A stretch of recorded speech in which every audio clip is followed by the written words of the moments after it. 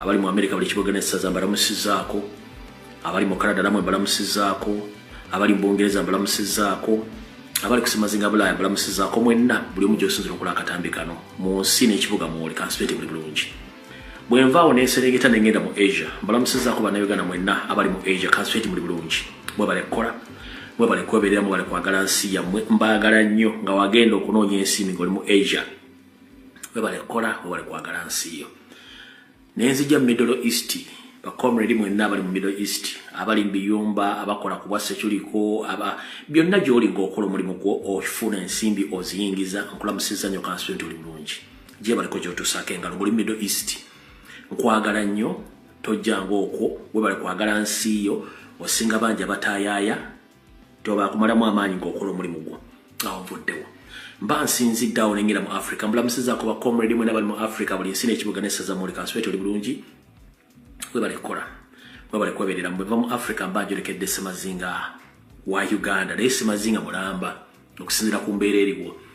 Abali mu Uganda mbalamusizaako mwenna, abali Mamboka, Maserengeta, mu bukiikaddyo, saako ne mu Buganda kansipeti muli bulungi. Mujje baliko gye mutuusaako engalo, nange ntumbudde nga bwe nabasuuza saabijja kuba ntumbudde era nze nzuuyo. Abantu b'emukono Kampala Wakiso Entebbe mbalamusizaako mwenna, abasirikale bali mu barracks ez'enjawulo okwetoola eggwanga lyonna mbalamusizaako mwebale kukola, mwebale kwagala nsi yammwe, mmwe abaagala ensi yammwe, n'abalimu abapoliisi abaprison mwenna mbaagala nnyo abaagala ensi yaabwe. Bwe nvaawo mba mbuuza ku bali mu maka gano ku TV gaggadde, mbabuuzaako abali mu butale, abali mu akeedi, abali mu masomero, abali ludda mwenna mbatumiddeko ne mbagaliza okubeerayo kulungi. Bwe nvaawo ngenda kusaba otambuza akatambi kano. Comrade wamu na Uganda tolina kyosalibwa okutambuza akatambi kano. Okusharinga information tolina kyofiirwa. Olina option ma tukubishirengerako bantu mwenda akamu akasigaza okuteeka ku account yo page yo, atalina access wa mugukire wano asobola okulabira ku page yo account yo bwetu bwe tusasanya information. Kati mumaze okubasaba okutambuza akatambi kano gira mumpitira abantu bano. Manyi president ali mu kutambula dda mu maka ge, omusaba mutaginge wayina essimu amutereko n'ebintu bingine omugamba. Nsaba mutangira bakulembeze wa national platform bonna okuva ku bakansala okutuuka ku ba MP mu bantagingire. Nsaba mumpitire Nywande Yosoferi wano, mumpitire mutabani we Diddigi, mumpitire Mpuuga, Seggona akali ebyoya, Betty Namboze, Aneta Amongi, speaker. Mumpitire aba National Advance Movement aba NRM. Babeere kuno nga bajjudde tebaseguka. Bwe mmala basaba okuyita abantu abo ngenda kukola obulango bugenda busikuba busatu. Bonna bwankyukakyuka then tuleke tukole ki, tutandike video yaffe. Kansooke na kano.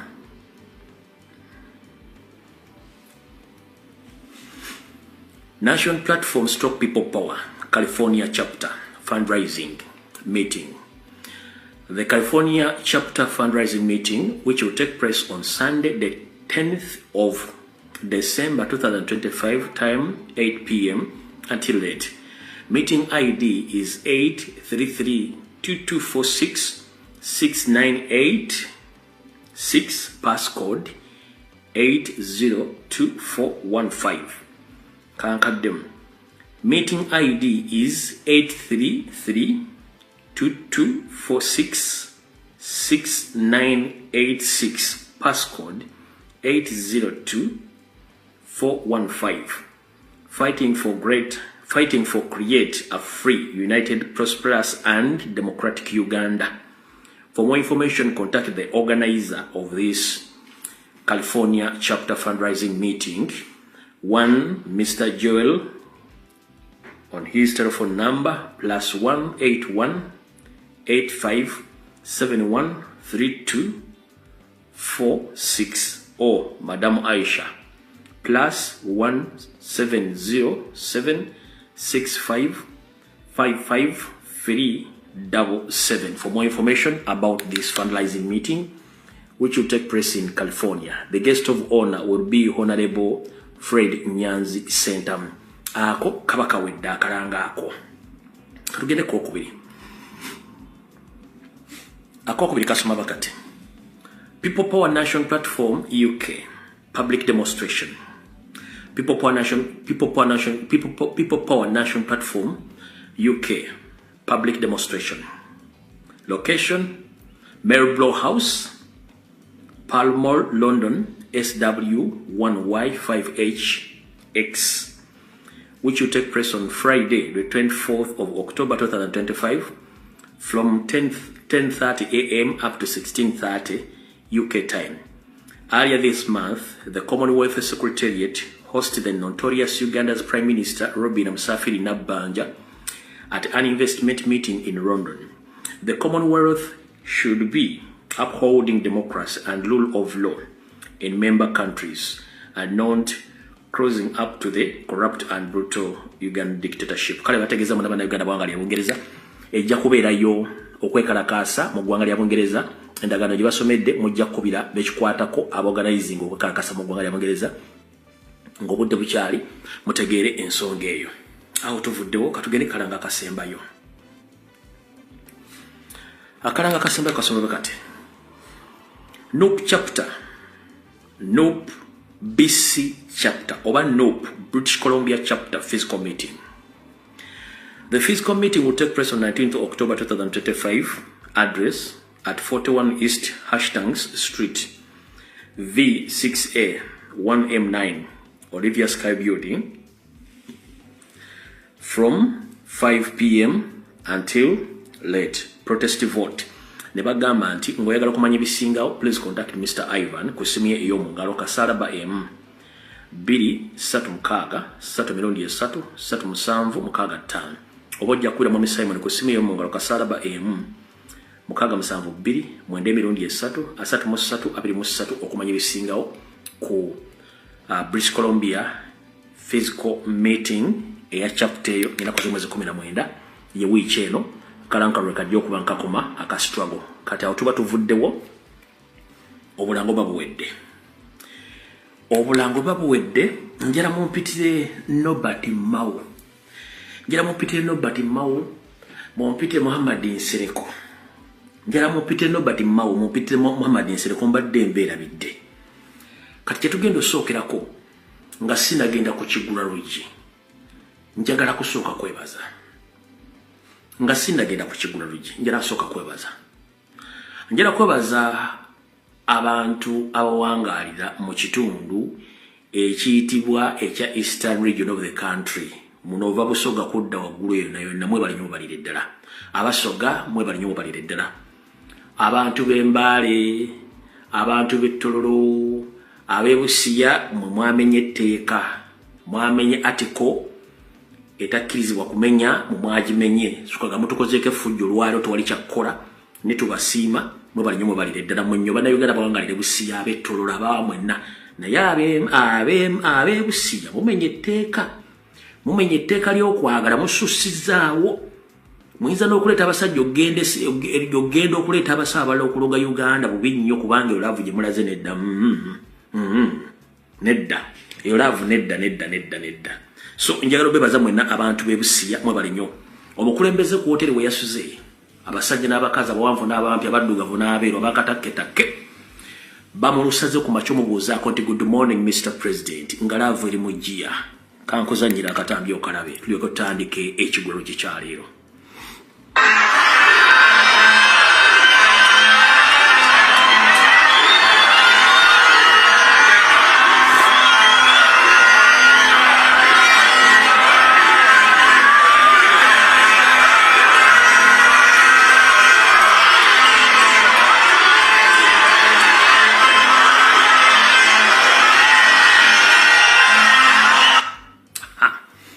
Kati abantu b'Ebusiya ku kyemukoze olwaleero simanyi atiko ya laavu mugimenye simanyi kyemugenda tugamba kubanga ebintu mukoze olwaleero tebikkiza mu mateeka ga laavu mukisussiza naye nga otherwise mwebali n'abantu b'Ettololo bannaye abantu b'Ettololo mwebali nnyo wadde saasobodde kuzannya akatambi kammwe n'abantu b'Ettololo mwebali nnyo mubalire ddala era abantu b'Ettololo we bwazibidde nga Tanga Odoyi afuuse Tanga Toyi yadde Tanga Odoyi yafuuse Tanga Toyi olunaku lwajjo ne banna abala omuli both ye Tanga Odoyi bwazibidde olunaku lwajjo ng'afuuse Tanga Toyi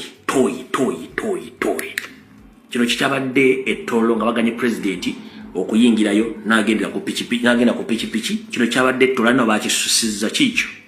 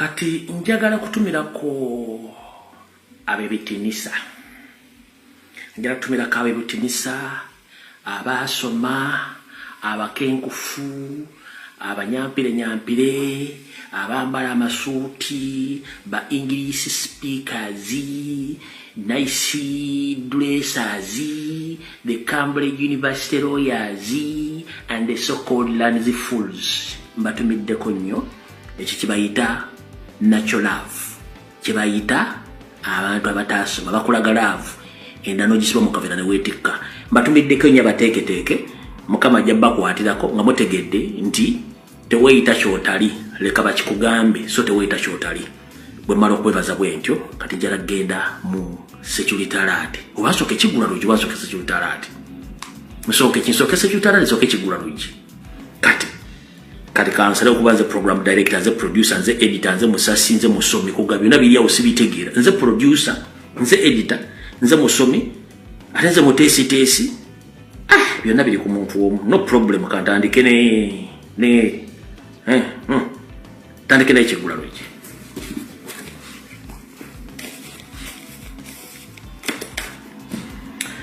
mbatumiddeko mwenna abanyumirwa program zange zenkola ku mitimbagano egy'enjawulo gye mbasiri nze mba neebasenga mpumuze ngalabi yange musigala mungoberera mbalamusizaako mubalinyuma balirira katandike n'ekigula lugi kyaleero ngenda koza omwezi 17 zaako ku mwezi gwa 10 omwaka 2025 tugenze mu kigula lugi kyaleero gwe wenna yasubiddwa akatambi kajjo kenna recordings obulicordings neekateeka ku mitimbagano gyange gyonna egy'obwenyi bw'ekitabo ku tokotoko saako ne ku YouTube akatambi ako gye kalimu amakulu mangi nnyo era mujje ne mukawulirize bulungi nnyo abamu munindala ku live olumu omuntu gukowa mbingala byekowa naye kati bwe mba ndikodiza akatemo kasanga gye kali ku YouTube ku Facebook ku page zange account gye kali ku TikTok gye kali mugende mukasanga kalimu amakulu mangi nnyo kati katandike n'ekigula lugi kyaleero mu kigula lugi kyaleero ngenda kiwuliriza bannayuganda mwenna okuva Uganda gyekoma ne gyetandikira wonna mbalamusizaako bannayuganda kasobe ndi mulungi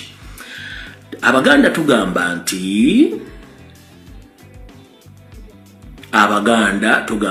owebbango bw'otamuwemukira wattu tewebaka owebbango bw'otamuwemukira wattu tewebaka lwaki owebbango bw'otamuwemukira tewebaka ebiseera bisinga mu nneebaka yaffe nga twagala okuwummulamu bakuba nti bakiteekako owebbango nti abaagulumidde mu mugongo omwo naye kino si kyabbango wekka si kyabbango wekka omuntu alina ebbango n'abantu ba bulijjo waliwo baseeko okkomo katandaalo n'omuntu nga ye ekikunta ayagala kyezingamu bwezinze gwe mpuwe kufuuye ng'ali bulungi nnyo nga ne bulangi ti oba agisamba agiza ku sayidi oba teweegendeza empa oyinza okufuuwa kati oyo olina mumoka yamugaa nti owaayi kiki ekikwezinza mu bulangiti nga nange nina okwebikka eyo action gy'okola gye bayita nti owebbango bw'otamuwemukira tokola ki tewebaka kati tusiimudde mu kigula lugi kyaleero tugamba nti owebbango bw'otamuwemukira tewebaka amagezi gaba ga mutwe so si mugejjo teweewaana era toweeyita kyotali linda bakuyite olyoka otegeere nti kyoyagala okweyita abantu bakimanye era temuli bakitalo nga mulowooza twali tuleba banene emirembe engalo obaka buno njala busindikira bannayuganda bannange mwenna abaasomako n'abataasomerako ddala nenga mukozesa amazigeza amazaale okubeerawo. Omanyi abasajja abambala amasuuti abakuba engatta eddagala ne boogera fuuti bwe badda mu paaliyamenti balowooza nti basinga otegeera, naye ebbanga nno tuba tubagamba nti munnange mutandike okwemanyawo omujja ne mutajja abateeka mu bifo ebyo gye mugaa nti mwasoma be bantu abataasoma bakiikirira.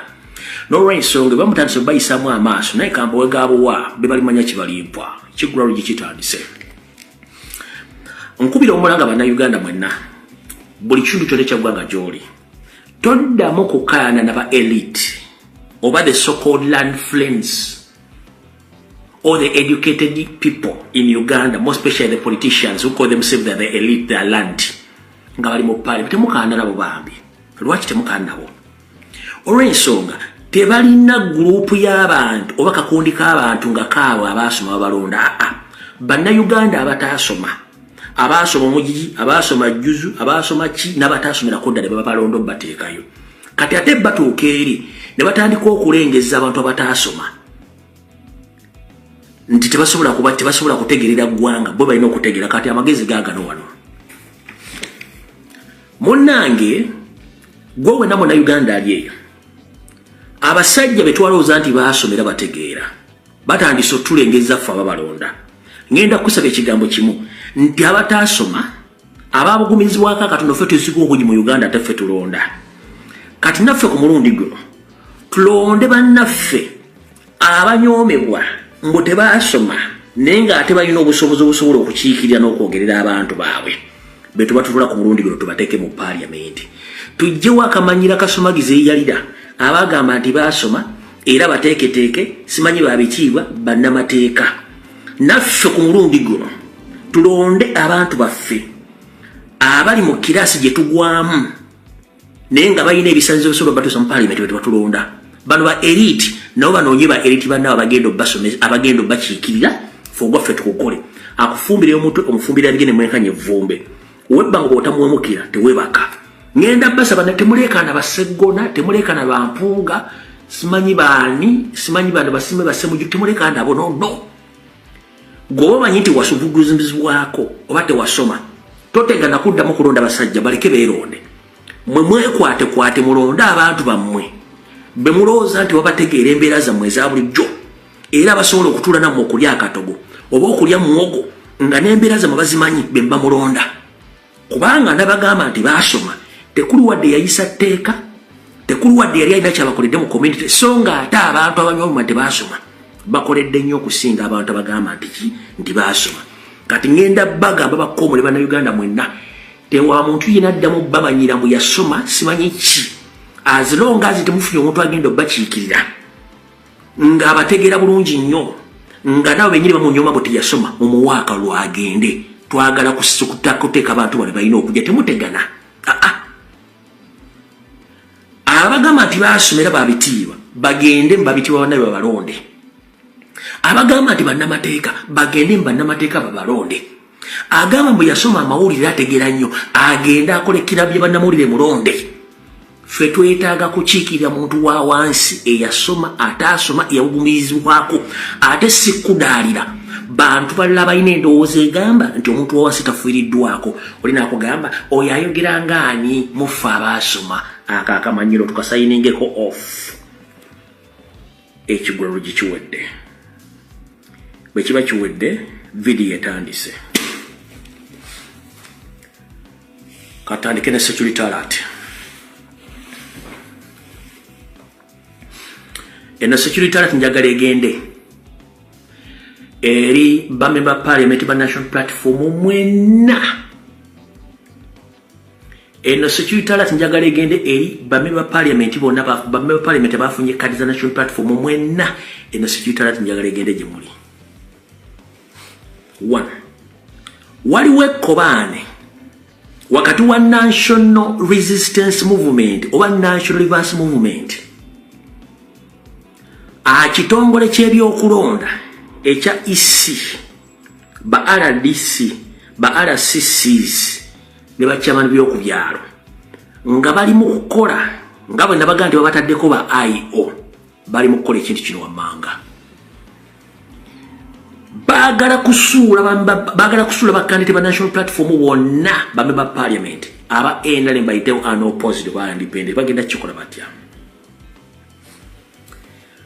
mwalabe video y'omusajja eyayita chairman agenda okwesimba okuba chairman wa Sifiri Makindi gwe bayita Omaro oyo mukyotala ng'agamba nti emikono chairman wa Sifiri agenda okwesimba ku kadi ya Nowa FDC emikono gye balina si gyabwe emikono rede banyini gyo badde bamusayiningidde dakitegeeza nti emikono tegikola kati kibagenda okukola buli member parliament yenna ngenda kusaba ku national platform nkusaba obere n'emikono file z'emikono ezisukka emirundi esatu togeza n'okwata emikono ng'olina file emu beera n'emikono nga gisukka nga gya mirundi esatu okusukka ku gy'olina akakodyo weekali technically bagenda kaba kubisa ku lunaku lw'okulonda ate nga zirenda ku bbiri bakuggyemu nga tosobola kuŋŋanya mikono with immediate effect kino nkijje mu source eri very very highly respected manyi kuno same webaka mali mu kunyooka endali mali mu kunyooka nkibategeeza bw'obanga oli kande wati wa national platform ng'ogenda kwesimba ku bambi ba parliament emikono gy'olina gikubisemu mirundi esatu era ne file otambula nazo file gyowa ne baga nti emikono gifaanagana n'egyagundi ng'osubmitting endala ne kasita kakutanda n'ogamba nti ogenze n'emikono gya file emu jajja technically bagenda kukuba eyo enkola bagitaddewo dda enebadde top secret eyinza n'okuba ng'eriko embooka essaawa zino mukiwudde bulungi nnyo eyinza okuba eriko embooka kuba enebadde top secret nga bagenda bakubira mikono nti emikono gye muleese ate candidate owa independent naye agirina candidate wa NRM naye agirina therefore mwe mikono egyammwe si mituufu mugende munoonye emikono mu kaseera kano mpawe kaaga mugenda kuba temulina kadde ng'abaleka bweru omanyi mwebuzaabuza nnyo mbu temulaba information eno naye ng'ate mugiraba mwebuzaabuza nnyo mbu temulaba information naye nga mugiraba nkutegeezezza member parliament ali ku kadi ya national platform genda ofune emikono gya mirundi efayiro za mirundi esatu nga zijjudde emikono naye making sure omanye nti oliko IO akutambulirako gwe bayita intelligence officer nga bali mu kunoonya bakusayiningirako emikono okutandika ogirireetinga n'egyaba state agency okuba nti gifaanagana otuuke ku lunaku lw'okusubmitinga ku nominations nga tosobola kuba ng'osobola okuwandiisa ate nga mulina ennaku ezibbiri ekyo ebadde top secret ye security alert esooka ngitadde security alert eyokubiri tuzannya n'abayeekera tebavanga mbuyeekera abazungu bagamba nti once a thief is all the thief omuntu baba yaliko omubbi lubeerera abamubbi abaganda ne tugamba nti guwabbanga naye wattu wakusula emiryango teweebaka kuba omanya ekikukiddako nyando esofeeri embeera ze ez'obuyeekera tezimuggwangamu buli tubanga waliwo akaseera akakazigizigako kukyusa obuyinza addamu n'abikola ebitabo eby'obuyeekera ng'akomyawo abatemu bwe wetwogerera olwaleero najja ne mbagamba nti ku kitebe kya poliisi enaggulu bajja abasibe mu kkomera amakomera agasinga obungi mu Uganda ba notorious high profile criminals n'abawa omulimu kuno nga bakulembeddwamu ekitongole kya chief of military intelligence bayita DS kati nga bakulembeddwamu ne ISO ne CI ekya crime intelligence ekya Christopher Damulira bino nga beegatiddwako Salimu Sale beegatiddwako Jeno Kayanja n'abalala ne batraininga ebinja by'abasajja bagenda okutemaatema abantu nga ne kaye kayihula y'omu ku bo nga ne kale kalekezi kayihula y'omu ku bo kati olwaliro wetwogerera teri TV teri radio eyogera ku bijambiya na kukitta bantu kiri mu nsangi abantu bali mu kuttibwa mu nsangi batandika okutemebwa ku ssaawa emu ey'akawungeezi mpaka ku ssaawa emu ey'akawungeezi nga batemebwa bebasanze ku makubo nga batambula aba boda bebalumbye maka gaabwe babatema kati bwe kivudde ensangi ate mwana wattu ne kigenda emukono naye gye kirimbi tuli mukono eyo ng'oyirokera nga ddeeka bali mu kutema abantu bwe kivudde eyo ate ne kyolekera mu bitundu bino wammanga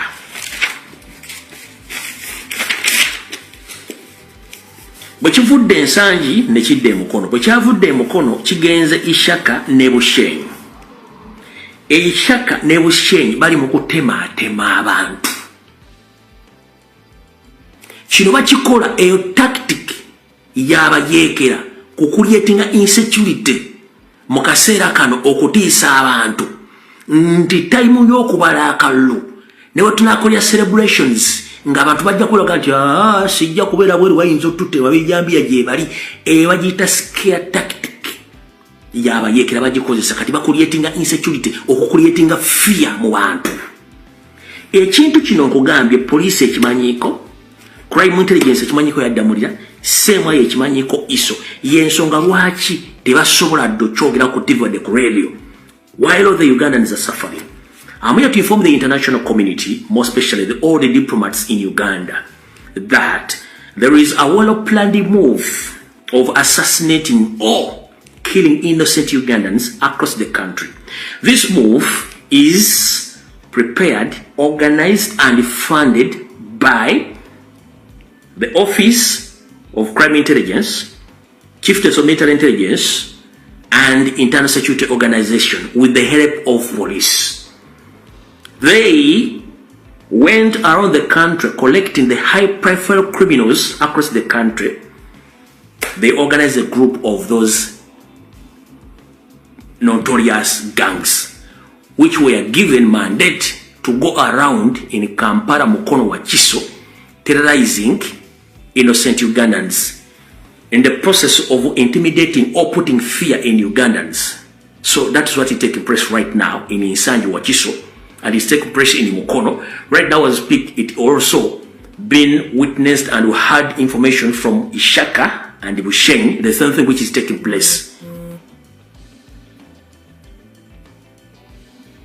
So I'm here to inform the international community and all concerned citizens that there is ongoing killing of Ugandans deliberately planned by the state because we are under the decisive elections of out-sitting Museveni in the country. So he's trying to create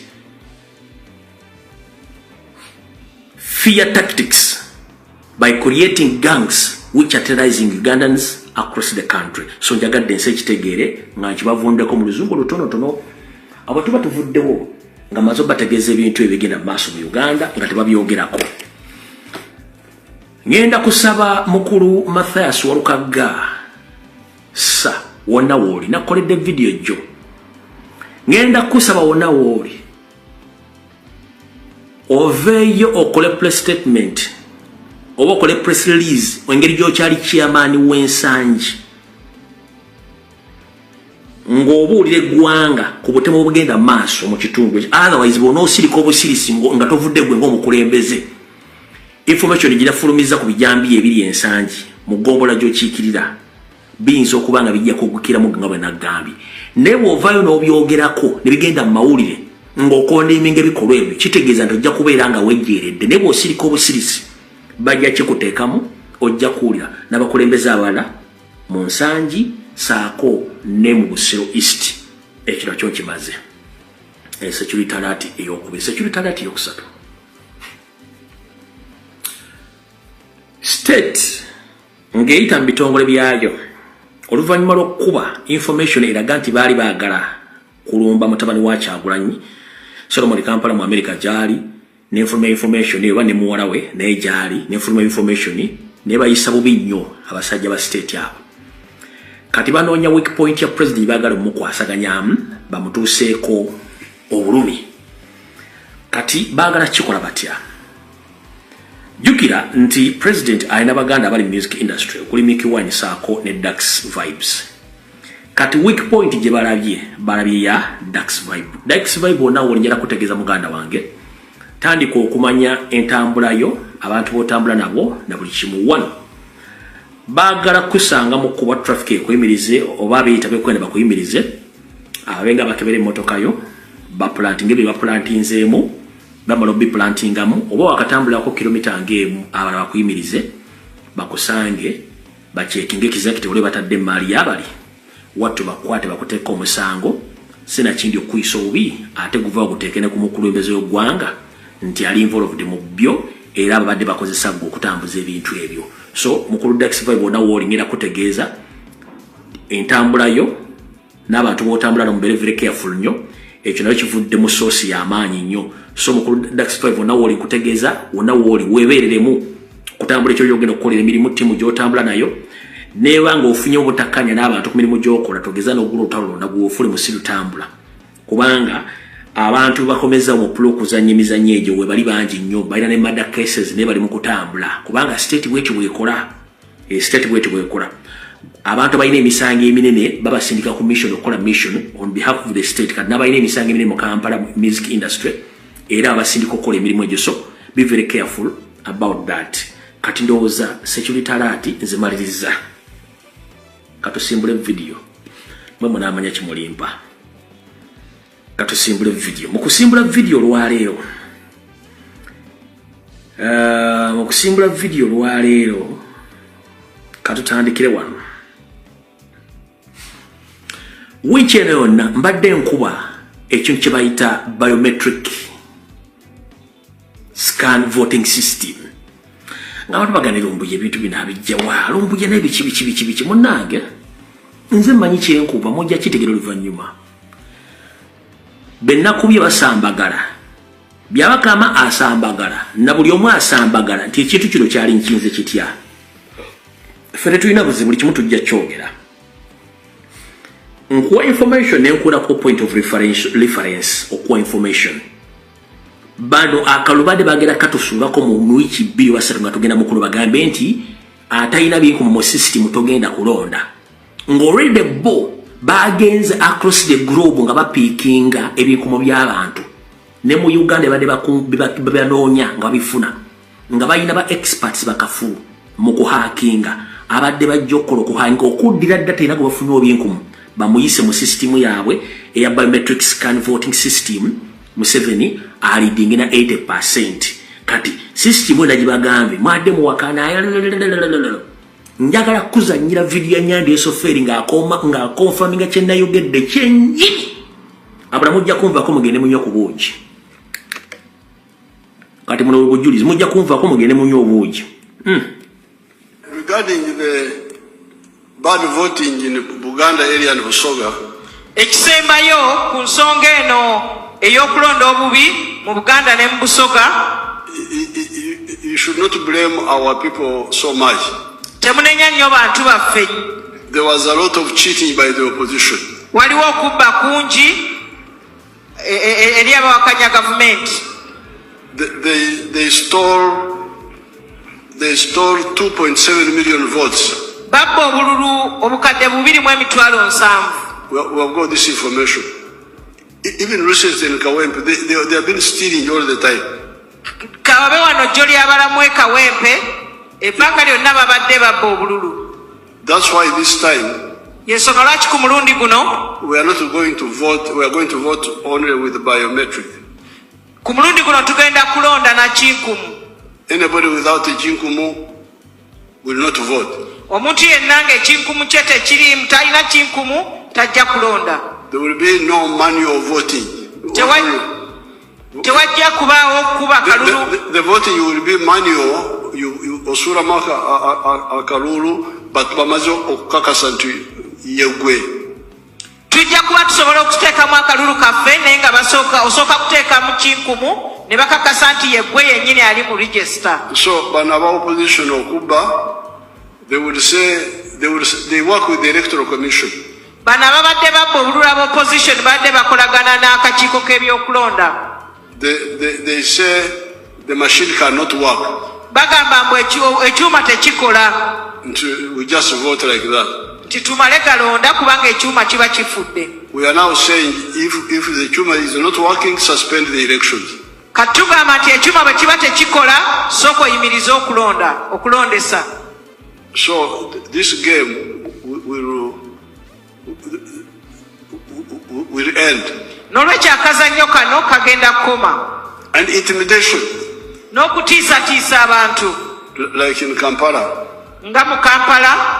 That's why some of the opposition people have been picked up. Yensonga lwaki ab'opposition abamu bakwatiddwa. You will hear them in the courts. Mujja bawulira mu mbuga z'amateeka. So, although there was some politics, but I think a lot of was just cheating. Wadde nga waliwo n'ebyobufuzi naye n'okubba kwali kungi.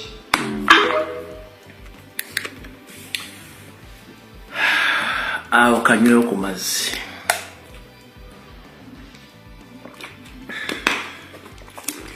Bitegedde. Yosababbi. Kati mukulu nyando esoferiti habulwa rutabayisura mutabane wa kale isere temuzeze nisanga bisibe na nyini kabuyonje tambula yiba ko wa Uganda kansuyo nti oli bulungi. Nange ndi bulungi. Amanya nze lumbuye muzukulu wa mazige.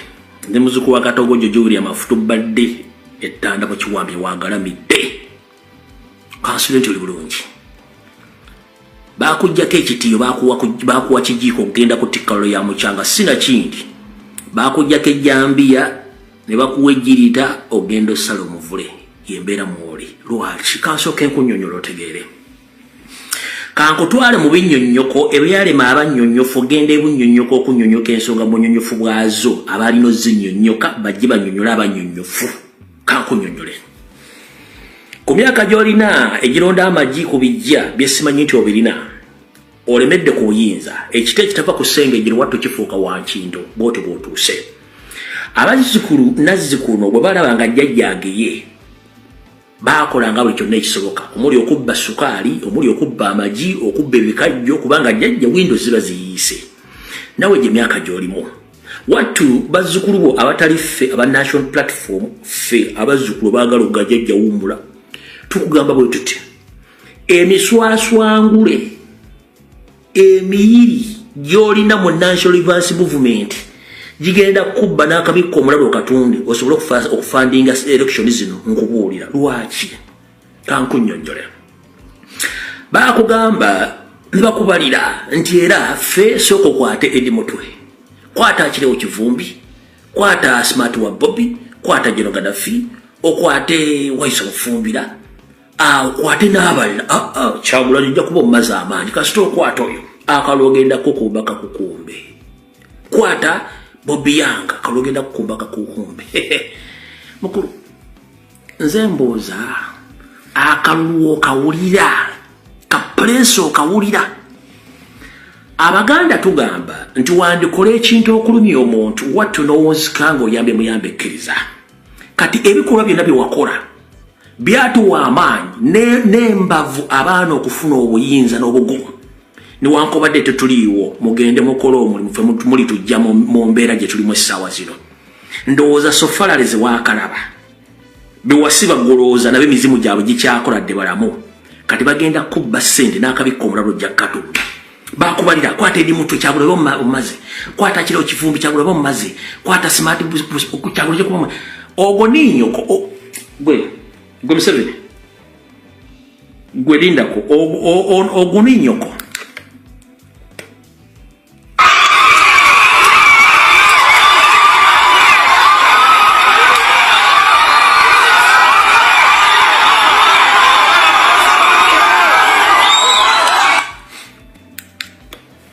bagambe bakuwe ssente zo first and foremost njala kutegeeza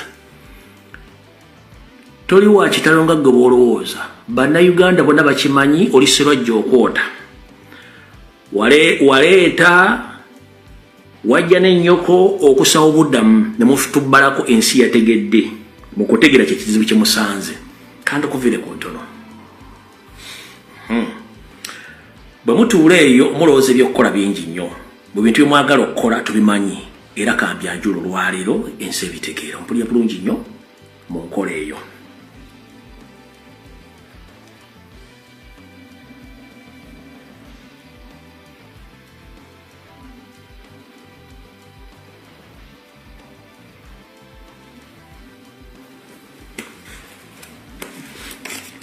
tusooke yoke tudderi wansi ojja kumpulira katusooke Nyande yosoferire banno njala tegeeze eggwanga lyonna mu byana mulimu abaana era ne mu mwanyi mubeeramu nkidda mu baana mulimu ebyana era mu mwanyi mubeeramu ebiki amanyi ebiera mu mwanyi abimbuulire wano ne mu mwanyi mubeeramu emwanyi eziwoye kati munnange abaawo abangi nnyo mu gulupu yo tebaagala kugamba nefe katukutegeeze ndi wano tegeeza bannayuganda mwenna kano ke kakodyo ke mbadde temumanyi Nyando ne banneke baapulanize ke kaluwa ffenna tukimanyi bulungi nnyo nti ebibiina byonna biri mu mateeka eby'obufuzi era ng'omuntu yenna agenda okuyimirira mu kaguli k'ekibiira bamusoyeesoye ebibuuzo afune kaadi bw'aba tagifunye etteeka limugamba nti goberera oyo aba afunye kaadi kati oyo atafunye kaadi yenna bw'agamba tagenda kugoberera amateeka ga kibiina n'agamba nti aze independence n'abagambe oyo si waffe oyo abeera state agent ompulya bulungi abeera state agent kati kana akakodyo bakakoze bwe bati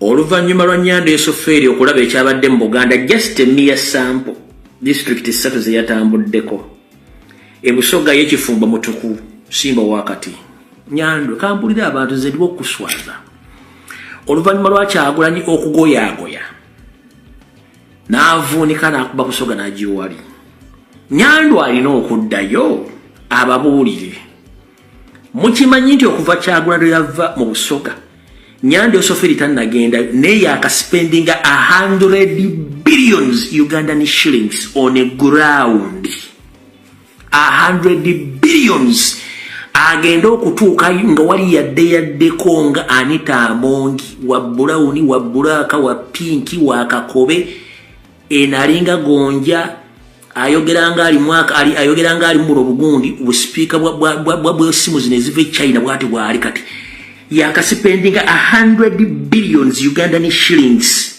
za spendings agenda okutuuka ebusoga nga bali yaddeko nga Anita Amongi wa Buraka wa Brown wa Pinki wa Yellow wa Kachungwa ate zengalo wa Buraka and White bw'aba ayogera oyinza okuzana busimbo China tategereka kali awo 100 billion Ugandan shillings naye era buli watu kamugamba be tetwagala kumanya bibozibozi bya Museveni tetwagala kati zina 100 billion shillings zaka spending bambosoga nga tannagendayo ompulya bulungi nnyo kati kakodyo kyakali wano kaakano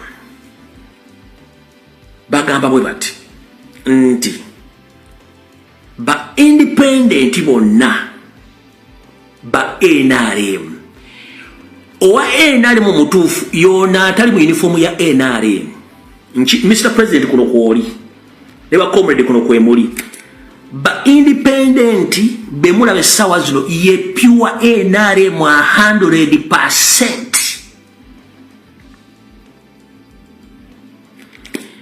Orensonga tewali ayagala kwambala uniform ya yellow na kujeteekako mu constituency esinga obungi mu Uganda kati kye baakoze kwe kuleeta ba NRM nga beeyise ba independent nga bali mu ngoye za bulijjo.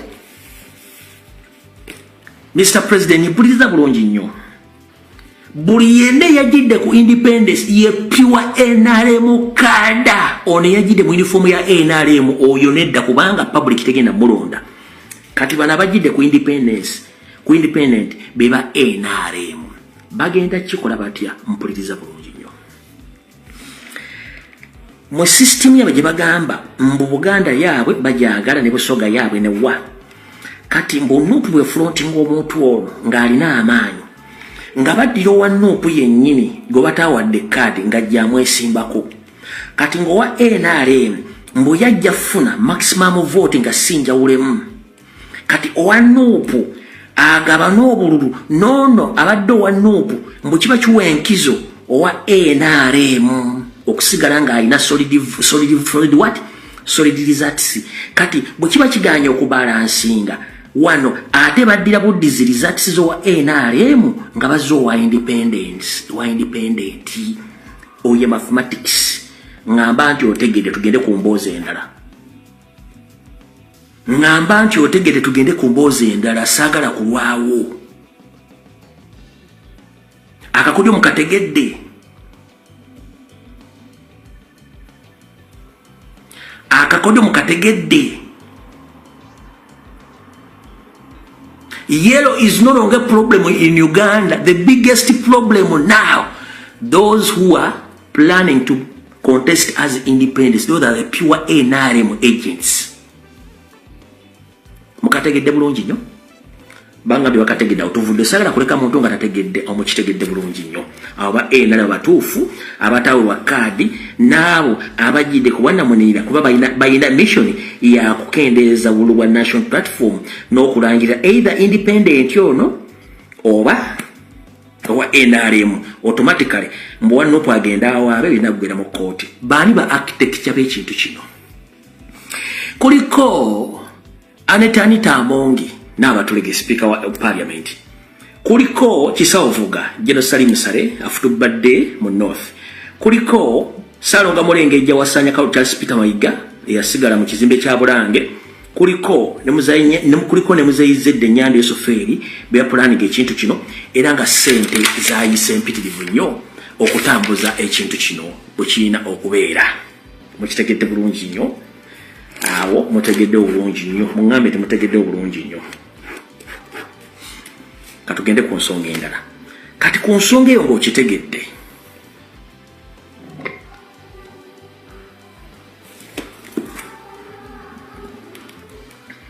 uliriza bulungi nnyo wano uliriza bulungi nnyo wano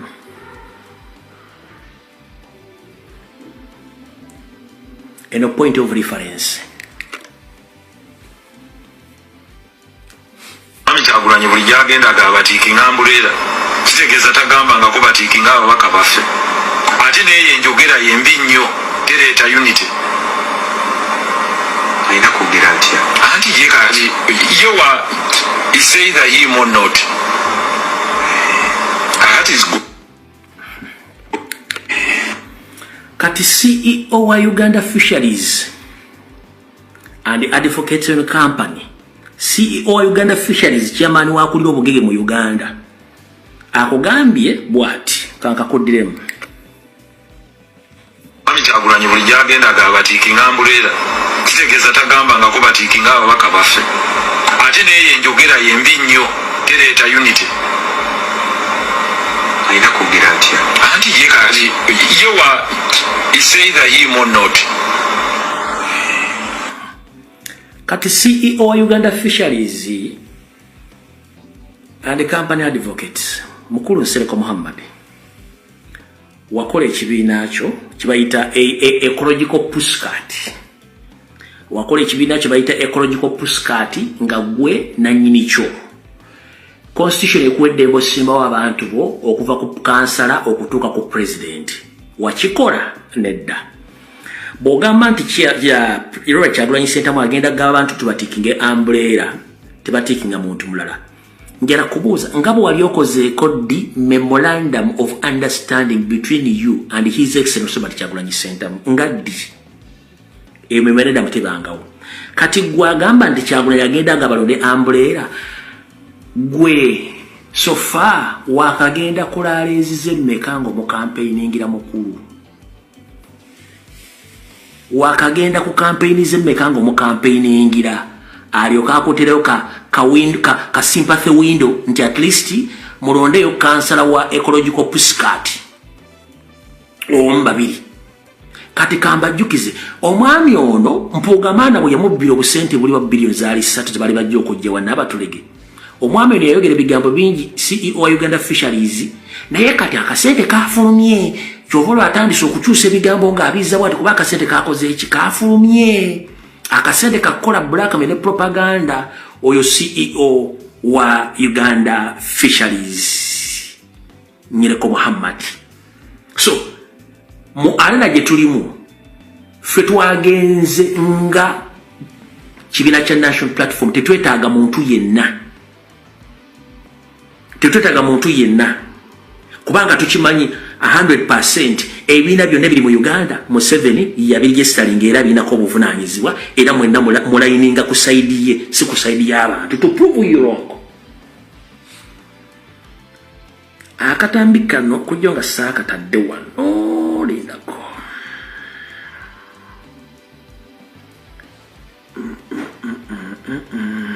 Saka savings, okay, Saka savings, munansonyiwa. Ne, nja kabazanyira. Olunaku lwajjo. Ebibiina 9 mbwe biri ku ludda oluvuganya. Nga nekya kabuleta mwekiri. Bo basazo bagenda kukoleramu ne Museveni okunoonya obululu. Kati nono tayawokanako n'abaana be bamu bonna. Kati baga tukifiiwe, tukiyiwe. No problem. Kati CEO wa Uganda Fisheries and Company Advocates mukuru tulia abawala abaswe tuga tulia okitegedde tuuza wansi akabinako tuuza wansi omutwego gwerinda kulinzi kijja mujja kitegeera okitegeera era nawano kankuddemu nga sinagenda ku kintu kira nano kankuddemu obanda de sina budde bugenda kudda mu bulala nano kankuddemu yagambye bwati kali muwangudde Nabosa ye vice president wa Uganda agenze mu UN okupresenting ensonga Uganda strategic plan kuba mwaka faananya. First of all kino kulaga balonzi ba mu kitundu ekyo nti temutegeera. Alright. Mukuru CEO wa Uganda Fisheries atenge nanyini ecological postcard Sereko Muhammad. Bakuzaloli MP oba wafuka bufusi. Ekirala. Bwe mutaakomye kulengeza abantu mujja sigala mbizibu bingi. Akulya Minister of Education yasomawa Janet Museveni nga tomwogerangako. Nga toyogera ku mukama wa Museveni yasoma ki era wiyigizwe buli luddawa. Kyekibuzo kyo kyekibuzo njala kubuuza. Akulya Minister of Education mu Uganda yasoma ki era qualifications ziruwa ne musajja bawo Museveni basoma ki qualifications ziruwa. Kyenjagala osooka otuddemu ekirala. Mpozo oli mu lugundi. Lwaki nkubalirako obudde. Mpozo oli muno B. Bwe butategeera. Naye nga ate bano bibategeera nnyo lwaki. Abaganda tugamba obugonvu bw'olujegere ge maanyi gaalwo. Abaganda tugamba obugonvu bw'olujegere ge maanyi gaalwo. Kye tuba tugamba nti amaanyi tegalya singa embazzi yeewaata. Lwaki amaanyi tegalya? Golokuba osobola okumira ku muzinda n'ofubutuka ebigambo naye nga temuli kigambo kisobola kuzimba ggwanga okujjako okuleekana abatono babuzaabuza gwe nolowooza otegeera. Obadde mu parliament ebisanja 3 gy'emyaka 15 tolinamu wadde ttooyi nga ya Sereko Muhammad mu Kampala Central. Tolinamu wadde ka technical school ndi ka Sereko Muhammad mu Kampala Central. Tolinamu wadde yadde Boa hole mu Kampala Central ngeri Sereko Muhammad. Ne biru gye weekako okukola Katonda ekwettire eya social media Katonda ekwettire naye yakulemu okuyisa. Omuntu yandibadde akubuuza golooza omuntu ayogera empola ng'ayogera mpola tasobola kukwata kintu. Bwe mutyo emwanyo mannalukoola nti namba lujega ne nalukoola omuwulira. Okwogeza amaanyi n'ekkabyo si kwe kutegeera. Nabosa mukyala mukwata mpola ng'era abalala. Ate era okwogera n'obukalukalu abantu babiyiga buyizi n'okubitegeera. Kati mulwokuba mwakula muli bayaaye muli baffere Nsereko obadde muyaaye mu Kampala Central ng'oli muffere. Okulidde mu Kampala Central mukodya mu Kampala District Land Board ng'ofera byapa. Nakati musajja omukulu bali okyafera. Tukimanyi nti abaffere ba super bamanyi okwepresentinga, bamanyi okwambala, bamanyi okwogera. Those are the qualities of the super baffere. Kati ye category mwogwa. Omukyalo ono omanyi muzala wa nnyo ne mulooza ti muntu agenda kuzaalibwa tebasula mu defending nga nnyabo njala kutegeeza basse Muhammad Nsereko. buli gwe wadde kadi ya national platform yabadde agisaanira oba amanyi okwogera oba tamanyika okwogera. Kati gwe lwaki okayirira kaamulali gw'otaalidde? Gwe mu kibiina kyali gwe wadde kadi ng'agenda kwesimba okuwa MOP. Nawe kenyini tonneewa kadi. Nsereko nawe kenyini tonneewa kadi kwesimba okuwa MOP, kwesimba okuwa president. Bw'oba tosobola kwekkiririzaamu nti nze nawe mu kabiina kange ecological pussycat kisobola kwesinda ku kibiina kyange mu kadi yange wa president oba kuwa member of parliament, you don't deserve to talk in the public, gentleman. Just to go and manage your mafia system business across the globe. Genda okole business ze z'obufere z'osobola. Ebintu ebiyitibwa politics tobisobola. Gwe kennyini ekibiina kyo tosobola kyesimbiramu nti wafunye kadi owesimba okuwa chairman, okuwa MP oba kuwa president. Kati otandika otya okulumirirwa bali mu NUP. Where do you get the pain? Ffe tuli eri tuli bulungi nnyo. Abantu bayimba Yesu yeebazibwe, gwatogabanya bakuleekaanira. Abantu bayimba nti Allahu Akbar bakola Allah tonga nti atakola Allah yaani kiki kyota mukafiri gwe tererako wansi. Tererako wansi. Let people be. Abantu mbaleke babeere kye balina okubeera. Lwaki NUP balumya emitwe? Mugamba NUP doesn't exist anywhere. Lwaki ate balumya emitwe? Mugachangula doesn't exist anywhere. Lwaki ate balumya emitwe? Gwe nkulese saagala kulwako era nkutadde awo tuvuddewo. Oyo njagadde mwogereko mujje waawo mujjiremu akayivu wano tukole ebiddako. Bimala mujjamu akayivu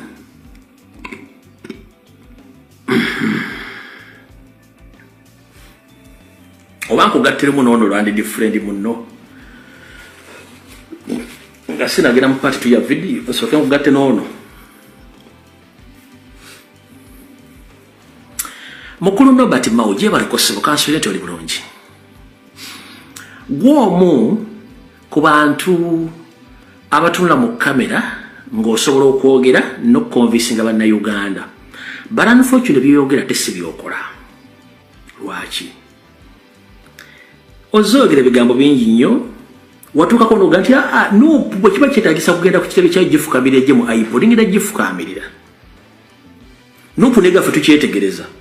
Kati obudde butuuse mwadidde ssente mwazitadde mu parliament NUP gye nozijja ate bawandisa application bayingire ate ogaana. Lwaki ogaana? Kubanga mukimanyi amateeka ge mwadde mutaddewo okusibira NUP ebweru tegabayamba. Kati ate musindika NUP ereme kuyingira iPod. Kati mba mukoleraani? Kitegeeza mu baffere. Kati ogenze n'okola akatambi olwaka press conference n'oyogera ebigambo bingi nnyo. Naye njagala kukola mu forensics mu katambiko kano. Nga n'abali kola bagenda kukola mu forensics katono nnyo. Ogenze n'oyogera ku ba foot soldier. N'ogamba nti ba foot soldier bamisiriidinga abakulembeze. N'abakulembeze batafokasinga. Yensonga lwaki politics mu Uganda afudde. Bw'otyo bw'oyogedde.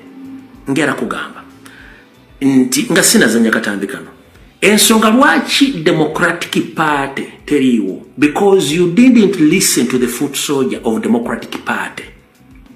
You took yourself to be more important and more spirit than the foot soldiers, and you decided to sell the party to NRM. So you don't have any moral authority to talk about the ongoing generous work of national platform and the foot soldiers, because His Excellency Robert Kyagulanyi Ssentamu can sit and listen to the foot soldiers, because they are the one making the party to move on. Why? Because the biggest number of foot soldiers, they are rotting in different prisons across the world because they can't speak on behalf of the party. But for you, instead of handling Democratic Party and listen to the foot soldiers of Democratic Party, you decided to silence them and you sold the Democratic Party to NRM, as simple as that. So, however, in the national platform, the entire leadership of national platform, they listen to foot soldiers because are the people who are making that party to move. Do you get me right? So, Please, when you are yapping on social media and mainstream media, remember, politics changed from where you thought that the intellectuals, they decided for the nation. No, that is wrong. We have witnessed a lot of so-called intellectuals, they end up being fools like you. Because you know how to speak good English, you can intimidate, you can articulate laws, and you think that those who are not educated, that they don't get involved in any day-to-day political activities in Uganda or in national matters. Kati mukulu njala kugamba, gwe wadde abafuutu soja ba Democratic Party tewabawuliriza n'otunda ekibiina nekisaanawo. Kati tosobola kuŋŋamba nti oli minisita w'amateeka ng'okola mu gavumenti ya NRM ey'abatemu gye wavumiriranga nga ne mu ICC eriyo affidavit yo nga you confirm Museveni is a terrorist, nga Museveni is the murderer, is the one who massacred the people of northern Uganda. The same fool, you are coming on the mainstream media defending Museveni, working in NRM. You think we are fools? We the fools, the modern foot soldiers. Tuli bazibu yo. Tuli ngenja lero mechiro. Muliza katambi kano. So I wish to warn the so-called foot soldiers. You are making your leaders to make mistakes. And the leaders also be leaders. How can I say I'm a leader but I'm saying Katulagewa, where should we go now? And they say now go here. Then you say you're a leader? That's not leadership. A leader must go ahead and survey the place. In the Bible we have this. Alright, you said that the leader must go ahead and survey. Let me be brief and precise to that statement, that the leader must go ahead and survey. Let me ask you the simple question. Why do you move around with the security? Because you send those security guys to go and do survey in the place where you're going to sit or to have lunch or where to sleep. Let me ask you one question. Why is it that before Nyandi Osoferi, your boss, attend any meeting, he first send his spies and agents to survey before he attends that meeting or he meets someone else? That is the work of foot soldiers. In Noop, before the presidents get engaged in any political activity, he first send his foot soldiers to survey and to engage with the community. You understand what I say? So when you come out, you say that leaders must go forward to survey. To survey what? Are you a fool? Can't cover them. The place. In the Bible we have the story of Moses. Moses led people in very rough terrain. But because of confusion, they took 40 years. I'm told that the journey from Egypt to the promised land is a journey of maybe 11 days on foot. If you are walking non-stop, 11 days. Why did they take 40 years? Because of confusion. So Uganda by now should be a very highly developed country, very united and strong, a superpower. But because of the followers are misleading the leaders. The leaders don't have confidence about their own vision. They lack conviction. So if I'm a president of a party, how can a foot soldier tell me, how will they see you sitting with the dictator in the same tent? I am your leader and you have a choice. Go and follow someone else. That's the new DP that we are building. That if you think that you are too good for what you are doing, this gate is always open. There is always exit. So please stop misleading the leaders of Noop by posting on social media. I see people are dramatizing it. They are bringing old statements. People grow. People grow. Let's assume that they have... All right. We glow up, but in a very stressful situation whereby even the oxygen is not enough for us because you've occupied the whole place with your nonsensical statements. Mr. Mao, You are serving a dictator. For us, we are not serving a dictator. We are fighting for freedom to unseat the dictator. So, your main objective is to see your boss Nyandwe, Yoseferi Museveni, alongside with His Excellency Robert Kyagulanyi Ssentamu. That is your main point. But let me tell you one thing. It won't happen. It won't happen. Byonna byogere tekijja kubeerawo. Ompulidde bulungi nnyo ekyo nkigambye. Ate mu bantu abalina okwogera toteekeddwa kwogera olw'ensonga go kwennyini kye bayita opposition. You oppose each and everything which is not good for that country. So when you so-called opposition, you sit with a dictator who had ruled the country for 40 years without anything left for Ugandans, and you come out with such nonsensical or senseless statements, that means you are fool. Go and eat waters. Mao, go and eat waters. You can translate it in the way how you feel like to translate. Go and eat waters.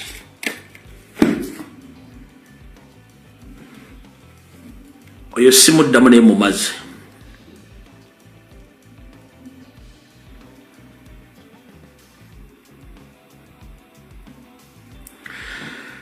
Kati tugenda mu party 2. Ne party 2 eno party 2 eno ndowooza kansooke nkola information eno tulyoke tugende ku banjala kuyita strike machine and information gyagala tuwa ne katusooke tugende ku information eno. Mr. President Kyagulanyi Ssentamu kansubire nti oli mu kutambula odda waka. Eno information gyagala ogiwuliriza bulungi wano mumpitiriza Mathias Mpuuga Nsamba, Abedi Bwanika, ano katusooke mumpitire David Musiri, mumpitire Tafu B, Aida Nakuya, mumpitire Mpuuga Masayasi, babeereko kuno ku video eno mbawa information wulira bulungi nnyo. Lwabadde lwa bbalaza wiiki eno ng'ennaku z'omwezi 13 omwezi ogw'ekkumi omwaka 2025 ku ssaawa emu yennyini y'akawungeezi ku Papa Po Memorial Center e Rubaga. Nkiddamu ku bbalaza la wiiki eno ng'ennaku z'omwezi 13 omwezi ogw'ekkumi omwaka 2025 ku ssaawa emu ey'akawungeezi ku Papa Po Memorial Center e Rubaga. Lwade terubuusa ng'azireese musajja mukulu David Musiri, Tafu B, Aida Nakuya, nga balindiridde mu bimuli awo nga balinze mukulu Mpuugamaana ajje aba briefing ku kiki bagenda okuzaako. Zaale teziri awo nga Mpuuga ajja yeesukunda ng'ekidomola ky'amazzi ekyettengetenge n'ayingirawo. Ne batandika okusetula emboozi gye ngenda obbanyumiza. Emboozi yeruwa nga mukulu David Musiri oba yaliko girlfriend, yaliko boyfriend w'omukyalo gwe mutegedde, saako ne Tafu B ne Aida Nakuya eyambibwa kale naye nagenda neyesimbe mu Kampala Central nga bagamba Mpuugamaana nti munnange tukusaba otufandinge tujje obuwanguzi tujja buleeta mu kibiina kyo ekya ADF oluvannyuma. Mpuuga nga bagamba nno okubafandinga sandiganye naye nandiyagadde mujje mu negatteko mbawe kaadi mu kibiina kya ADF tukole ki tulabe ki ekiddako. Nga mugamba nti bwe tujja ne twegatta ku ADF directly tujja kuba omuzannyo tuguye, tukyagala okuzannya omuzannyo guno nga tulaga tuli ba independent ng'era tulaga tuli ba national platform. Katuba tukusaba omuntu otufandinga essente tube tuwangula obuyinza tubuleete tukole ki tuwanjule mu ADF era mutuwanjule nga aba ADF oluvannyuma lw'okuwangula. Ye Mpuugamaana abagamba nti mwandibadde mu joininga ekibiina ng'obudde bukyali, then tulyoka tukola ki ne tulyoka tubafandinga. Oluvannyuma Mpuuga yakkiriziganyizza n'abantu bano nti agenda bafandinga ssente era abayambeko n'okufuna security mu ngeri yonna gy'agenda okukola nga ye Mpuugamaana. Kati bwe mulaba oyo Musiri ng'ayogera ebigambo afubutuka omugambo alengezza ayogera buli kimu kyayagala, kontrola y'omukulu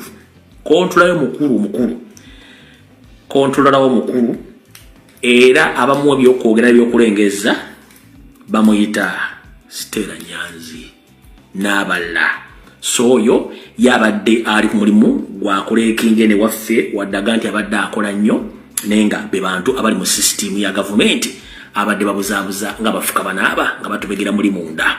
Ekyo kyo mukitegedde bulungi nnyo ku Papa Po president wo osobola ng'osobola hane simenti basobola okuwa footage ono okuprovinga bino singa bade basobola okuwa footage ku Papa Po kubanga bakasitoma bajja ko bagobyewo ono footage gyali wa kamera mande ku sawa emu 13/12/2025 basinkanye ku Papa Po ne boogera ensonga ezo. Mpulidde bulungi nnyo lwaleeta luusa n'olunaku lwa jjo ku Lwokuna era mpuugamaana nasinkana Sseggona akali ebyoya mu kifo kyekimu kati kye tuzudde okuva natandika okuba abantu bano bakolera nnyo ku Popopo Memorial Center. Enkwe zonna bwe ziba tezikolera ku Popo Memorial Center zigenda ku Serena Ekigo. Enkwe zonna zikolebwa ku Papa Po oba ku Serena Ekigo. Mpuliriza bulungi nnyo. Wetwogerera essaawa zino ku lunaku olwokuna lwajjo mpuuga era yasinkanye Sseggona akali ebyoya ku Papa Memorial Center ne badisikasinga butya bwe bagenda okutambuzaamu kampeyini zino nga tebabategedde nti bakolera Nyando ate nga tobamanyi across Buganda n'obukode bagenda okukozesa nga begattiddwako Saloga Mulenge Jawasanya Kalu Charles Peter Mayiga n'obuyambi bwa CBS FM ne BBS Telefayina okuba nti bo bagenda sigala nga bayina omukutuko boogerera nga bayambibwako n'abafeera bali mmengo mu government okuba nga babafandinga n'obwa security okuba nti balina airplay okutawaanya moopu mu ngeri yonna esobola oba esoboka. Ekyo nakyo mukitegedde ku Lwokuna naye yaliwo. Kati wulira bulungi nnyo wano we tulaga.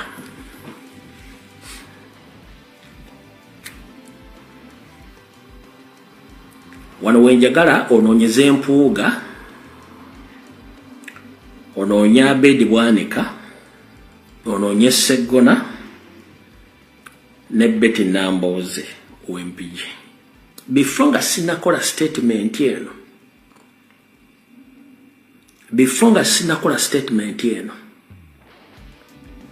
Mr. President Robert Kyagulanyi Ssentamu security team ya president bafoot soldier mwenna nabagamba nti nze sirina lutalo na MOP yenna kubanga sina umufuniramu era tangasa wabula kulwa president okuma security ye kino ngenda kyogera era kankigambo mukyalo nga sina yogera information yonna mukyala Betty Nambooze wafunye card ya national platform. Glory be to God. Mukama yebazibwe. Ngenda kusaba sina utalo nawe kuba ofuka MP sina wenfunamu sibulwa tulo sigana kulya. Wabula ngenda kusaba. Genda ononya akalo mu constituency yo weewale ekitebe weewale campaign trail za president. Genda ononya akalo mu constituency yo sikuina ko bakuwa kadi. Sisobola kuwakanya kibiina. Weewale president weewale campaign trail za president zeewale bafutu soja mwenna ne security ya president omukyalo ne bamuwa card which is okay sikinako buzibu ne ku byengendo bagamba mukyala gwe genda mu constituency onoonya akalulu weewale campaign trail ya president weewale ekitebe kya national platform oba weewale okuyingira office ya president.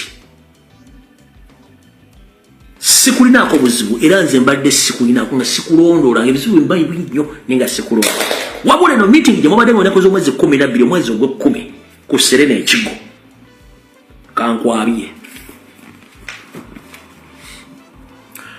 Mr. President ng'otambulodde waka wuliriza bino ngenda kusoma mwezi 12 omwezi ogw'ekumi mwaka 2025 ku Serena Ekigo wabaddeyo okusinkana wakati w'abantu bano wammanga Speaker Aneta Amongi Sseggona akali ebyoya Abedi Bwanika Nambooze Betty ne Bathaya Simpugamana babadde mu meeting eno mpuliriza kangaddemu ngena ko mwezi 12 omwezi gwo 10 omwaka 2025 ku Serena ekigo wabaddeyo kusinkana wakati wa speaker Anita Amongi Segona akali ebyoja Abedi Bwanika Betty Namboze bine bayogedde mpuliriza bulungi nnyo.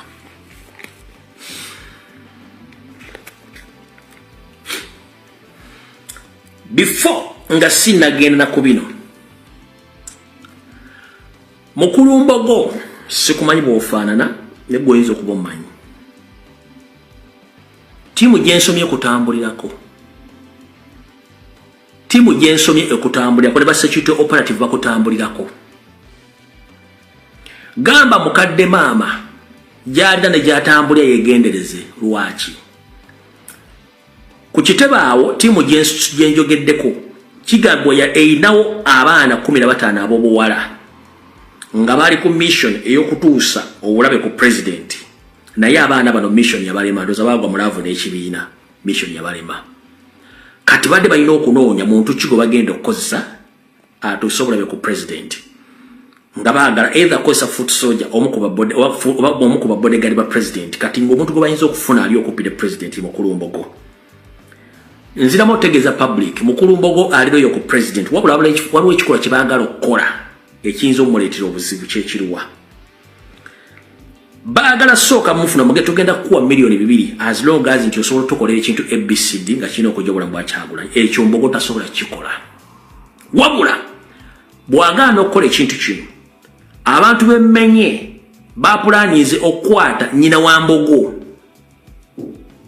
bagikozesenga akanyeebwa nga lesire bazimutedde ku meeza either mbogo akola ekintu kiri oba takikola so comrade mbogo tegeeza maama waali wonna yeebereremu naawe kenyini weebereremu abantu bemjogeddeko bakutambulirako ompulya bulungi nnyo bakutambulirako enjagadde ensooka enteekewo akantu ako ensi ekategeere mu meeting eno yatudde ekirimu ekikulu kyakutta Kyagulanyi tewali kirala ekiriwo ekikulu kyakutta Kyagulanyi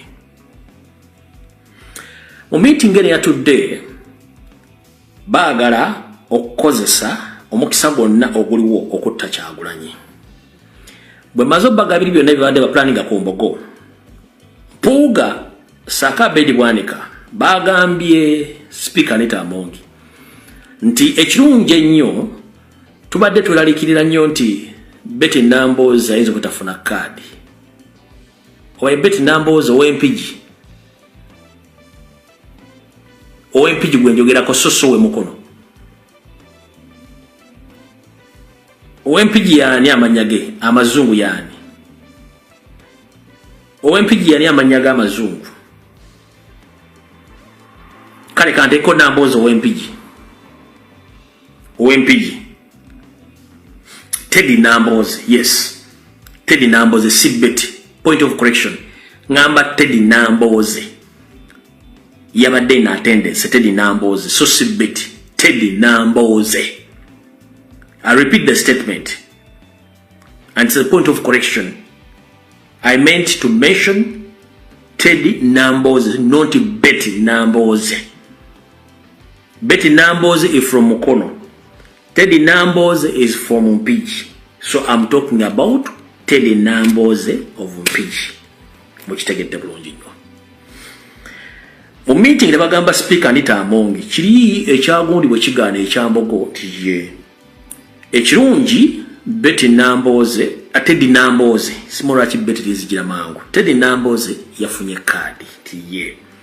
Bwafuna kaadi ene genda tuyambako nti asobola okutuukirira presidenti oba asobola okutuukirira Robert Kyagulanyi Ssentamu n'amuwa kanyokawulire mu ngeri yonna kubanga kati alina access etuuka ku presidenti mulaalizi oba mu yafeesi n'amutuukirira n'akola kye twagala.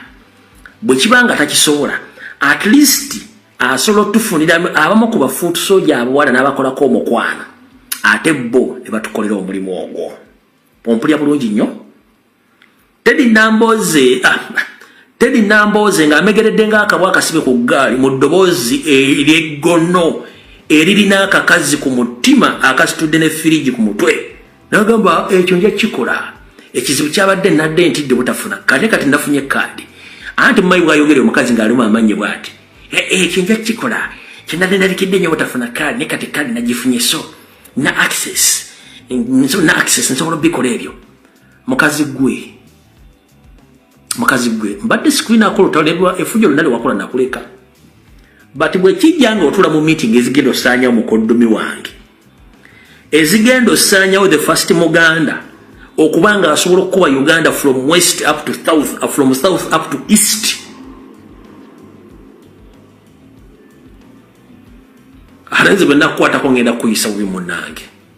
Kubanja kunonyesako n'emigo ku ground. Ne kulane sobola kunonyesako emigo. Ekyo kyo kikubuulira.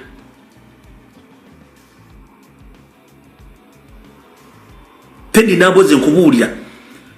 Boba mu meeting eno biwayogedde ngero byogero simba amannyo ngembwe ekokola ebyayi mu subi mu mutima omukyamu njala kubuuza Kyagulanyi yakola ki gwotuko kusimba amannyo nga magujja ejje ebyayi mu subi tinze nsobola kikola kinadde ntya kanadde sifunye kane kati kali nagifunye obukyayo bujja ku muntu yakuwa kaadi nakufula MP obukyala bujja okutuuka mu meeting ng'opulaani ng'enkweze ng'ezitto omwana mulenzi oyo.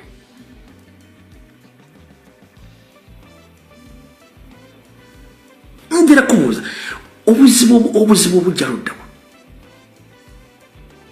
Wano waliwo mu Amerika ne bakubuuza ebibuuzo nga bembagazanga kabwa kasibe ku ggaali. Ngirole weekazaakaza ng'era state mafia akubiddwa. Mwe mulina ekizibu kimu. Bamudira amakatiga mwe muloza negagenda kufuga buli muntu oba ne muloza nti sente zigenda kufuga muntu fere tufuga makati tufugwa sente za mmwe njala kubwe ojjawo ekinyusa ekigamba nti nze ekyo nsobola kikola Kyagulanyi yakola ki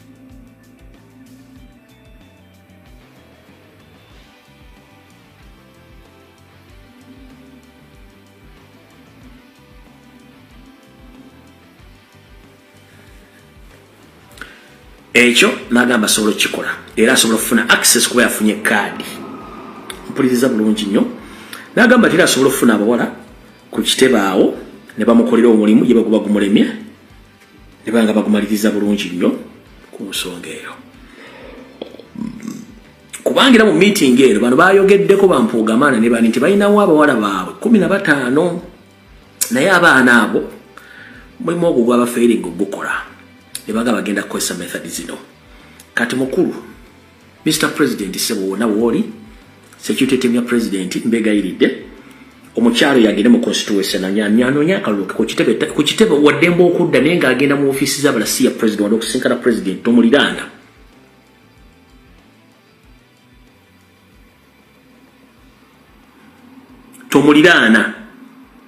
wegenda okole bintu byo mu constituency yo sikuina kugendo nekikwatagana ku security detail ya president umutima ogujjawa nkubuuza umutima ogujjawa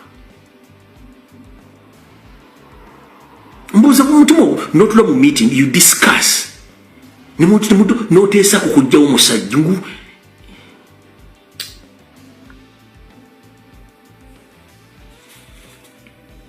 bana nokala bedi bwanika tubamanyi kuva dda nkwezenge mpuuga gano si mawulire sagona akali ebyo yagano si mawulire naye gwe omukazi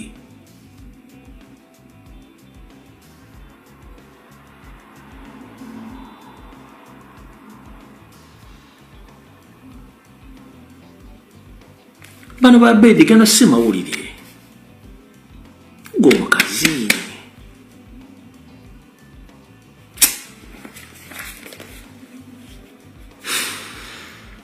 no problem about ovuddewa mukwogera Abedi Bwanika yagambye bwati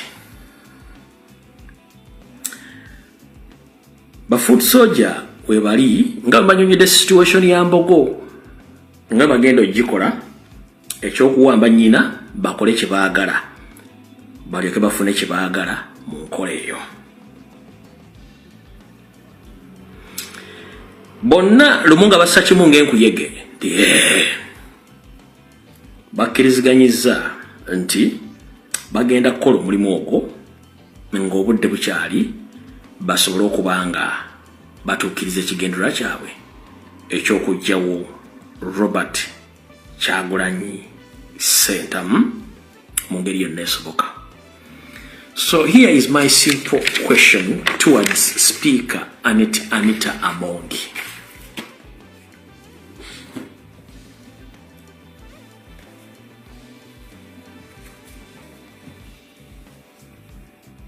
Here is my question towards Speaker Anita Amongi.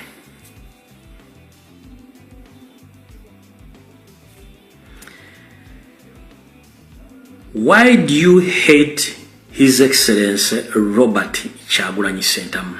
Why do you hate him in the first place?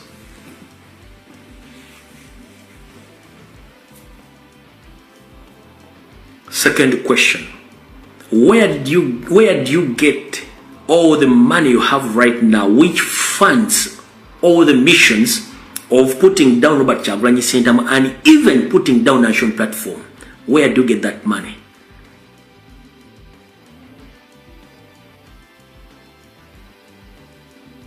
Third question.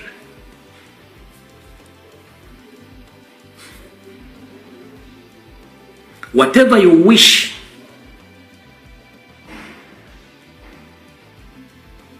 to happen to Robert Kyagulanyi Ssentamu, it might happen to you, sorry.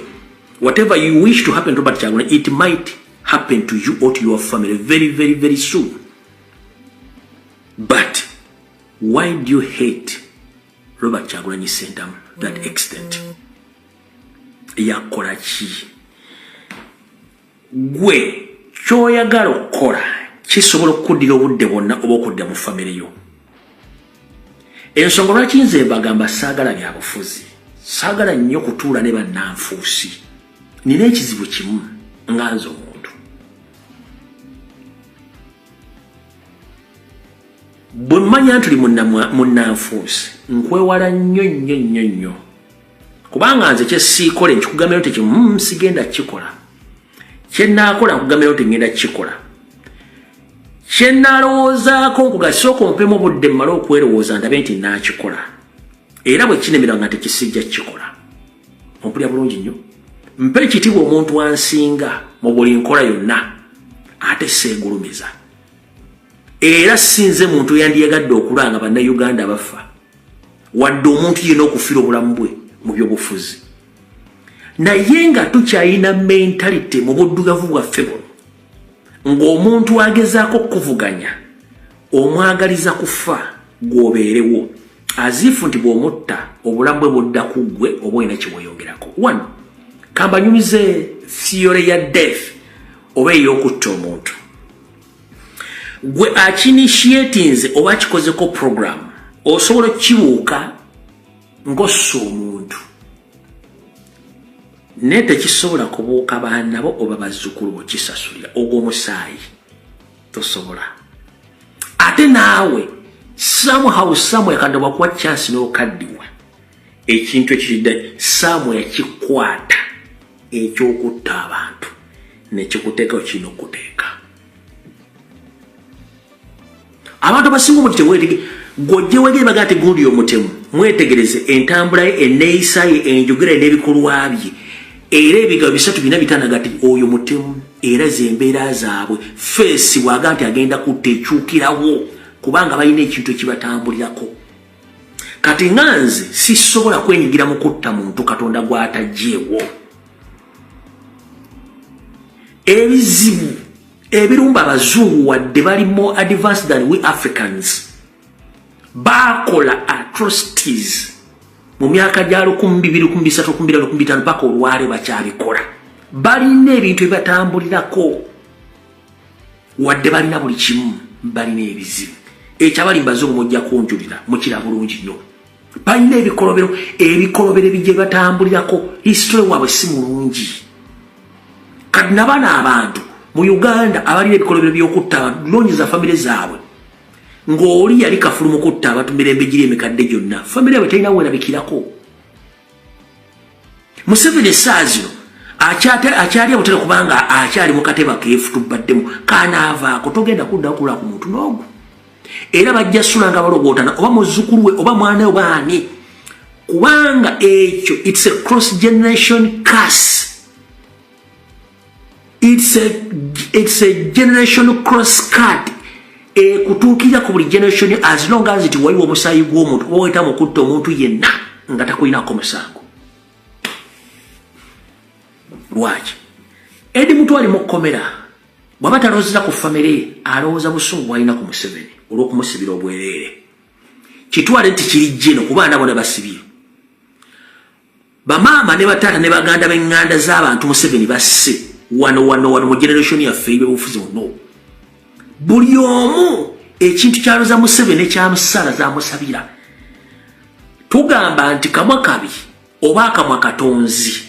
Ekigambo kyenfulumya wano in fact kansooke mbalabula ekigambo kino mwena gye muli mu nsi yonna.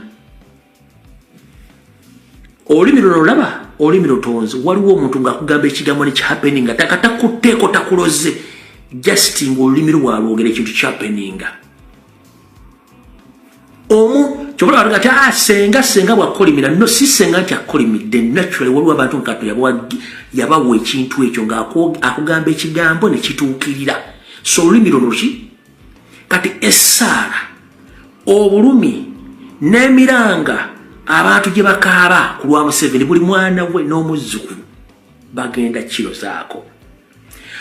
Eri abantu nga n'okusomesa omwana amala tunda kabuzi nkoko oba aseetudde olwanyi. Abaana bwe balooya be ba doctors be ba nurse be bali mu office za government naye ennyanda esoferire banne abalina obugagga okumala emyaka 4 asingamu obuyigiriza empoza akola mulimu ki nakyo kakibuuza empola asingamu obuyigiriza akola mulimu ki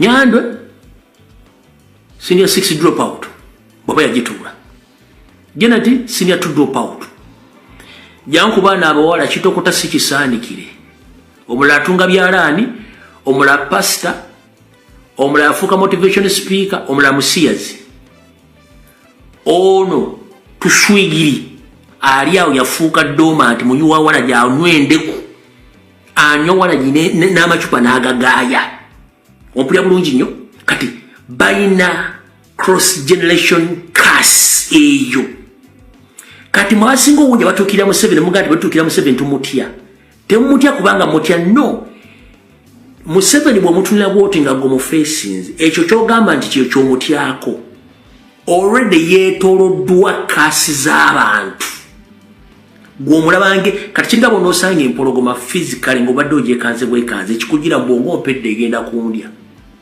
neri yabasurviving empologoma n'etamulya kati mwekyo mugamba osikala Museveni simanyi okyuka ng'omutya simanyi tomutya no ebikolobero bye yakola byonna emizimu egimwetooloddeko ebimutambulirako byemulooza nti musajja simanyi ayi talina maanyi ebyo ebintu byebukolobero bajja okukola bye baakola kati nga Salimu Salade mu ggulu eri yava mu nsiko bamuterawo baani omulundi gumutaddangamu kutambula nakati waali asula mu tenti ng'ali ku byota akuma sente azirina kikyakuma eri omugamba wanzitira ki mwatuttira ki kale maama muli bamulaba ki ababeera eruweero metiya naggomba mwawuliranga emizimu nga gikaba mu bibira mpaka lwe bakuŋŋaanya amagomba agona eruweeruwa kati egyo emizimu gy'abantu egyagendanga gitooza nti giba gitudde ekyo tuyita generation cross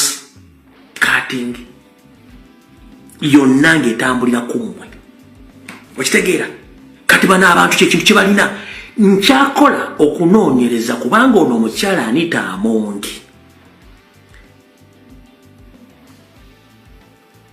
isitole we si mulungi nnyo emabega eyo ngenda kuddamu diigi nali mwogeddeko naye alinamu omusaayisaayi mu ngalo ze alinamu omusaayisaayi alinamu omusaayi kweka okwogera nga yeepika oli ayogera alina obusungu okwogera nga yeepika alina obusungu ekyo tekiri nti nakyo bamuzala no abera n'ekintu ekimugamba kimupika kati byebyo okitegedde bulungi nnyo kati byebizibu abantu bane bafeesinga kati njira kubuuza gw'otudde opulaningira okutta Kyagulanyi opulaningira okutta abaana ba struggle gwe azifu era togenda kufa awo tuvuddewo kati mu kutemaatema abantu okuli ensangi mu kutemaatema abantu okuli ensangi wano wakulu nnyo Christopher Damulira n'abitongole by'okwerinda kamba kuba eggoolo ate nga ya mukono Maradona gya kuba Bungereza okutemaatema abantu ensangi nembitu kamba kuba eggoolo nga ya World Cup niyo mukono gya Argentina gya kuba Bungereza munnange ensangi bwe batemaatema abantu Damulira kennyini asindikayo bambega ku ground batandika okupikinga information n'okutrackinga abantu targeti ze balina okutta abantu abayita bannamawulire bagenda babuuzabuuza information babatemye ddi babatemye batya wano wabeerawo baani abantu bakyogerako batya okuŋŋanya information era abantu abaleka ennamba mbu bakubireko naye ekisinga okusesa okimanyi omu eyeeyita nti yabadde agenze kunoonya information ku ground mwana muwala wa Bukedde TV bamuyita Nabunnya naye Nabunnya ono mbega era agenti kati kansome ennamba ye ogiteeke mu WhatsApp olabe ekifaananyi ekijjako wandika ennamba eno ennamba eri +256 705 43 0083 gisevinge ombulire ekifaananyi leeta kyaki to prove you wrong mwenda badawutinga information yange ono mbega akola ku Bukedde naye nga mbega wa crime intelligence atambula yonna gye batemyetemye abantu nga balekera ennamba bambuulira abantu boogera ku kibuki nga akuŋŋanya information wandika ennamba eno eri +256 705 430083 gisevinge olabe ekifaananyi kuliko kyaki tokijjaako gwe mbwa ggwe kamalo kiraga wano abantu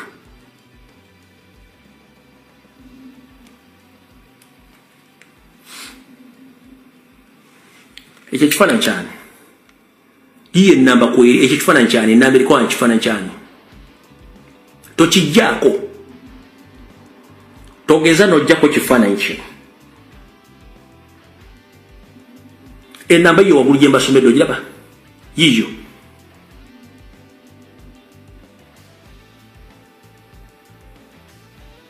eyo profile picture ye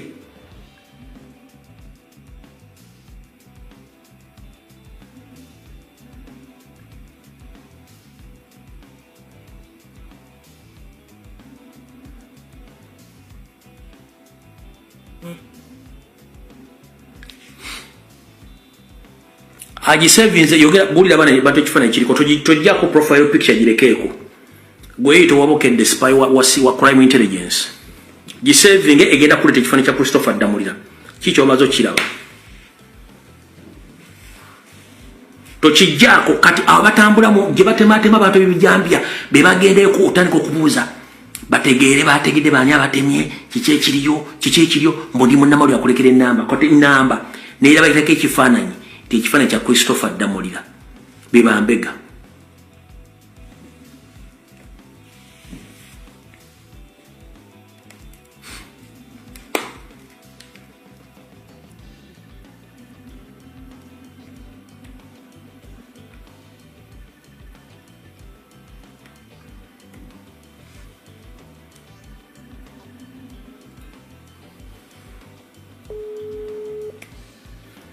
aya tugenze mambuka ensangi nvudde mbwadde information katugenze mambuka. Yes, comrade. How are you? I'm okay. How are you, Mr. Strike Machine? I'm okay. We've left with 20 minutes to discuss about the information we're going to distribute to Ugandans here. Yes. So please, can you inform Ugandans what is taking place in the northern part of the country? Oh, Yeah. greetings to you, comrades who are watching the stream, and I hope you're doing well wherever you are. Now, in regards to the issue in northern Uganda right now, all of you understand that Crooked Museveni, Alikum northern Uganda, like weekend, Elikumalawo, Gaya Badali Mukune, Mu West Nile sub-region, Gavude Mulang sub-region against Mu West Nile sub-region. He has been to Koboko, wherever you've been seeing all that has been happening. Now, alikuja mu Acholi sub-region Musazino. Kasina kutandika kuyogera ku nsonga za Acholi, Museveni alikuja mu Acholi. Nyala kubabula ensonga kimu. Mu northern Uganda, let's say for instance in Terego, nga Museveni yagenze. Tulina private school. I think only 2 private schools.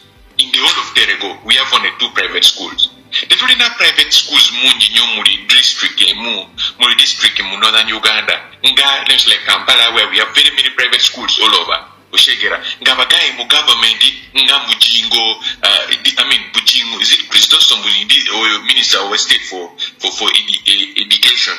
Gari na set a high school alina bisomero abagayi mu government banyo balina somero mu Kampala mu eastern Uganda awala south baguze ntaka bazimbye somero ekara bali kukola business olina kutekera buntu musazino abasomesa government teachers bali mu strike bali kuzoganya kale sokola mu northern Uganda like the whole of Terego we have only 2 private schools.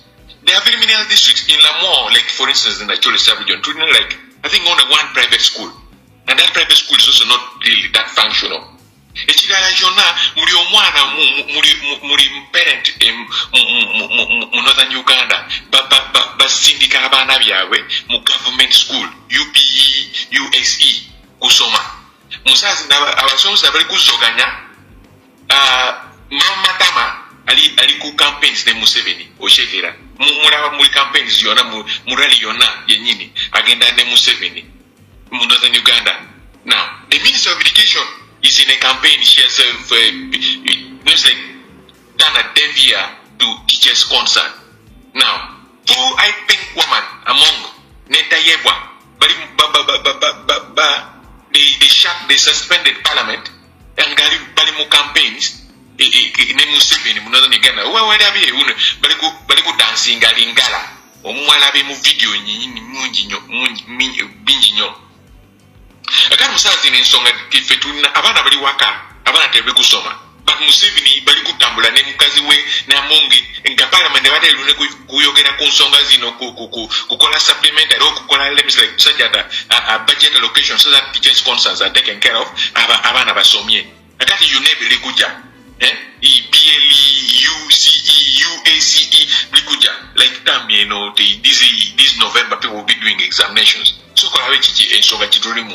now, Ochamu actually sub-region, Museveni Likuja, on the 22nd, he will be in Nwaya and Guru. He will go to Kitgum, he will go to Lamore and those stuff, and he will conclude with a beam at the end of the week, this coming week. Muguru, abasirikale lero the Joe was washed lero like bangamu bali kugenda maso ne kunsonga eyo abasirikale UPDF, you know the barracks is in Gulu. Salim Salavera mo barracks ayo na enyini. Now there is a UPDF officer in the Gulu nonya sefanya niye nelinye ye.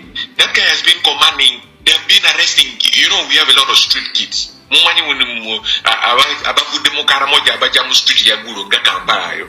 Then wale wabana gababa de like child soldiers oshegera child soldiers bali mugundi bali mu street tebali na wakowera bali gundi nakati I will send you a video of NRM t-shirts that were brought. These people are arresting young children, the street kids, and are giving them and are loading them somewhere. I hear they're being given t-shirts, NRM t-shirts, and are being prepped for gundi. And I hear they got also noob t-shirts, by the way. They're being prepped that on the day Museveni will be coming to Gulu and then to Nwaya, there will be massive defection. So they are grabbing children from streets and these other homeless people and are giving them noob t-shirts and then NRM t-shirts. So they will defect that very day when Museveni is coming. On the 22nd, by the way, 22nd abiri mu abiri Museveni I think on Museveni alikuja Mugulu. So they will defect, like people are defecting from Nup to NRM. So that is a very serious situation which is affecting people right now in northern Uganda, like the situation on ground. Okwata abantu abana n'abantu gante balina eminyumba oba sindikira mu barracks. Then like on the day when Museveni will be coming bayagala kusindika abantu abo ne Nup t-shirt who bali defecting from Nup to NRM. The others that are defecting from MBC to NRM. Then whatever information this is also something that goes to a common passions. Continue. Hello? Yes, I remember. Sudir came to Gulu. Bunu simanya rajibu straight. Mumani titi Sudir ya koze mu Kampala. You can start with Shimoni. Shimoni, you remember there was this place here called Shimoni. Yes. Shimoni Secondary and Primary School. Our Kingdom Kampala by Zimbabwe. Yeah. In the early in 2007, 2005, Shimoni was there. Museveni went to the owners of Shimoni, told them that Mudina go buy one. Tuyagala kuzimba gundi hotel kugundi ku Ostinga Chogam Queen Nevada alikuja mu Uganda in 2008. You remember that time? Yes. These people of Shimoni from there and the Bazimbie Musazino Sudir Kingdom Kampala area. What are in issues? You find Sudir land government. They are always interconnected. Now Bangami when Sudir I see Muguru. Do you know Salim said almost one half of Gulu. Come on. Never politicians like Abamao, Abama Penduzis, Musazino Ochekara Bagai Yonaba Barimu NRM. Akoli naba politician abo kakana musazi no gaya ze Mugulu ayagala ku relocating Mugulu kukola business ze ntaka bayagala kutandika ku buy ntaka y'abantu kana abantu basirige musazi no. Of course the political weather is just oshekera ojukira wano guy bamita Barolanya. You remember? Yes, I know him. Oyusebo alina private school mu Buyale Kiriandongo district mu Buyale alina private school. Musomero private somero ya Zimbabwe somero nyingi nene nyo akana likola business ejo ya recording a video alikuulira abantu bundi afunye sente yafunye kigate akamudi on the 20 is it on the 21 on the 24th when Museveni is coming on the 22nd when Museveni is coming to Amoro everybody has to go to attend the rally opposition MP abara mu FDC. There was a time President Robert Kyagulanyi appointed him to be the coordinator for People Power in Northern Uganda at that time when People Power just started. Guy Musazino alikugambudi abantu balina kugenda kwatendinga realiza Museveni afunye kigati alina somero bampuli de bundi Janet yamugamundi goyogera ebyekisiru ku government tujja kusalawo license ya somero yo mu Bweyale. The guy alina kuyogera njakusineka video later after this conversation ojakujilaba maybe ojako sharing abantu balabe mu social media kiki guy alikubulira. The unfortunate thing is alikuyogera mu lucholi but alikubulira abantu on this day you shouldn't do anything, you shouldn't go anywhere, you just go to president's rally, go and attend his rally, go in large number fetwagambi twatandise kuyomba tugamundi. Now we Museveni abana bali waka Museveni mama tama likutambira Museveni. What will going to Museveni is really help in readers to addressing problems of actually ojukira buli jope twayombye ensonga zapa ojukira mama Karina nabanja yajje mu apaga bundi bitulina abantu bali kuvaawo mu apazi isimanya baje kuwa is it 10 bags or 15 bags of semen plus 15 million and then 15 iron sheets golina kuvaawo ku ntaka yo buni investors bali kuja. That's what they've stated to say. Even in the constituency of Barolanya, by the way. Who said so? Who said so? Barolanya is the one telling people Bumbadina Kukena Museveni Israeli.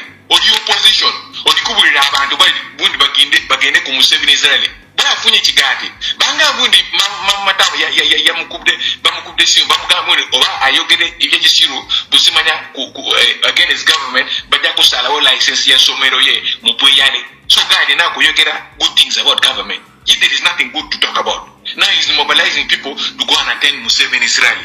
Can you imagine you're an opposition member of parliament, as you say, and you are talking good about government. You're saying everybody should stop whatever they plan to do that day to go and attend Museveni's rally in Amoro. That is what he's saying to people. In a video, by the way, Chokorabe. Then Ojamu Mugundi. With this today, the Sudia Leguja Kunsong is in Takas and Nakuga. Bagamu Atan is a Gugula in Taka. He's buying, you know, you come to city, to a place like Gulu City, and you're buying like 5 acres of land with hundreds of billions. Often I say there's over. So publicly you are telling Ugandans that Sudia shifted from Kampala, now is trying to settle in Gulu. The very thing, he might not be, he wants to create another branch of Sudir racketeering. By the way, me, I was young at that time. I was still very young. You remember there was a time in the early 2000s something called scratch and touch. Is this scratch and rush? Yeah, that is called. It was called Premier Rotary. It was called Premier Rotary. Do you know how Sudir scam people with Uganda with that kind of? Hold on. There were two companies. One was called Jada, which was led by, I think it was Jada was owned by. Was held by the PPF team leader. I think it's Waswabiri Gwa. Jada. I think Jada was owned by Waswabiri Gwa. Then Premier Rotary was owned by Studi Paleria. Those are the two people. Yeah, I've recorded. Yeah. You know, they robbed people in Kampala. Yeah. Imagine, okay, in Kampala, Musazi, you know, people are awake civically. They know those all Kuba Mundo Kampala like easily.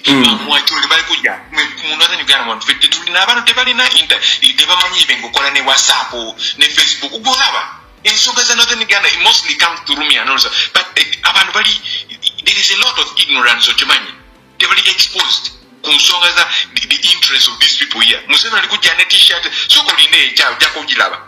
musicians yesterday, they've been fighting over 50 million. Don't Richard, the Secretary General of NRM, ya generate 50 million. Ya way gundi waru guy ba ayayimbie tumbiza sound. Bamita easy the lyric or guy or money. Baba yombie mu social media then don't give them good simu. They're getting peanuts because the cases are getting the billions and the billions of shillings, the millions all over and all the stuff.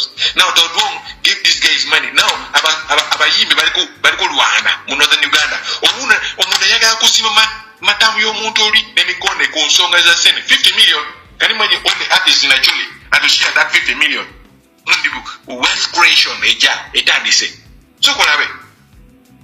the issue is today is going to create a racketeering, like a kind of a branch of whatever he did in Kampala when people had not yet known him in Gulu, in Acholi Sabijon. Imagine the kind of destruction it will cause by the time people get to know.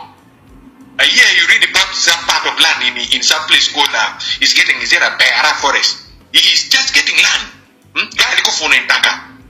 In not small 5 acres in the city. No city. Or 5 acres. Do you know what that land means? I call it billions of shillings. But Comrade Strike Machine, let me ask you one simple question. Yes. What went wrong with the people from the western line and the northern part of the country? What went wrong? Did they lose hope? They were fooled or they are not informed? Because sometime back we used to know that the people from northern Uganda, they're not a joking subject, but what went wrong?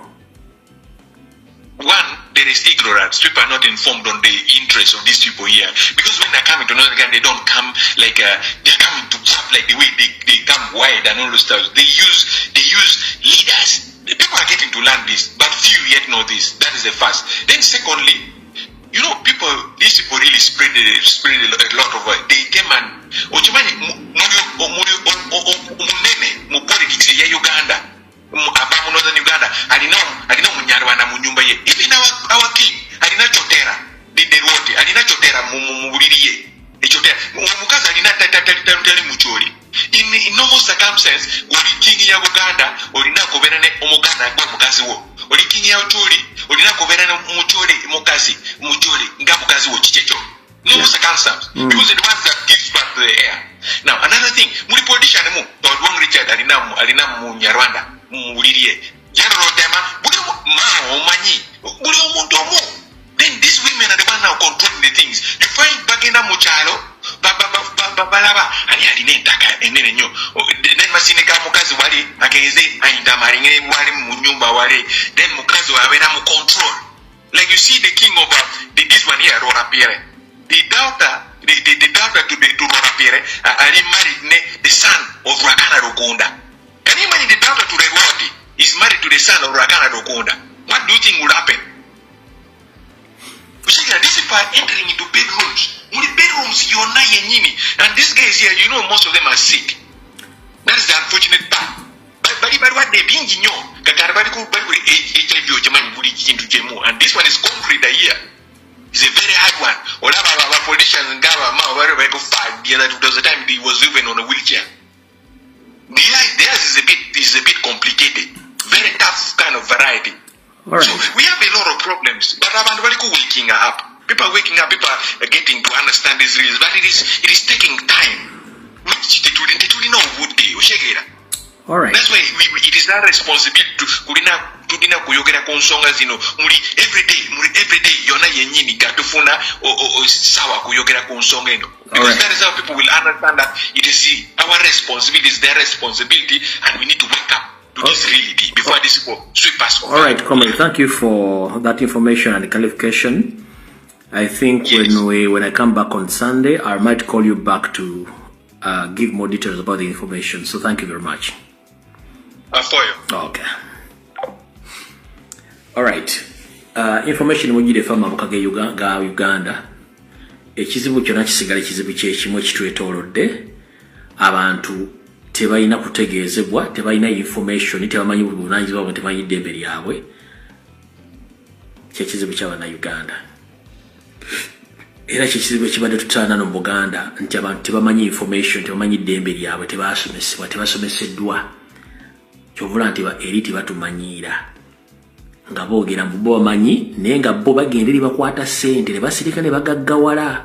Kati ekizibu ekiri mu Northern Uganda kati fwana tutandise okirwanyisa. Kati bwe tuba tulwanyisa ekizibu ekyo nti member of parliament nga Segona akali ebyoya bwagenda n'atulana wa Museveni n'amuwa billions of money eri mu Busiro East teba muntu yena ategere Segona afunye ssente balabulabe nga teri service teri kintu kyonna ye nga agaggawadde amaze ngira tebalina information ku bintu bigenda maaso mu ggwanga.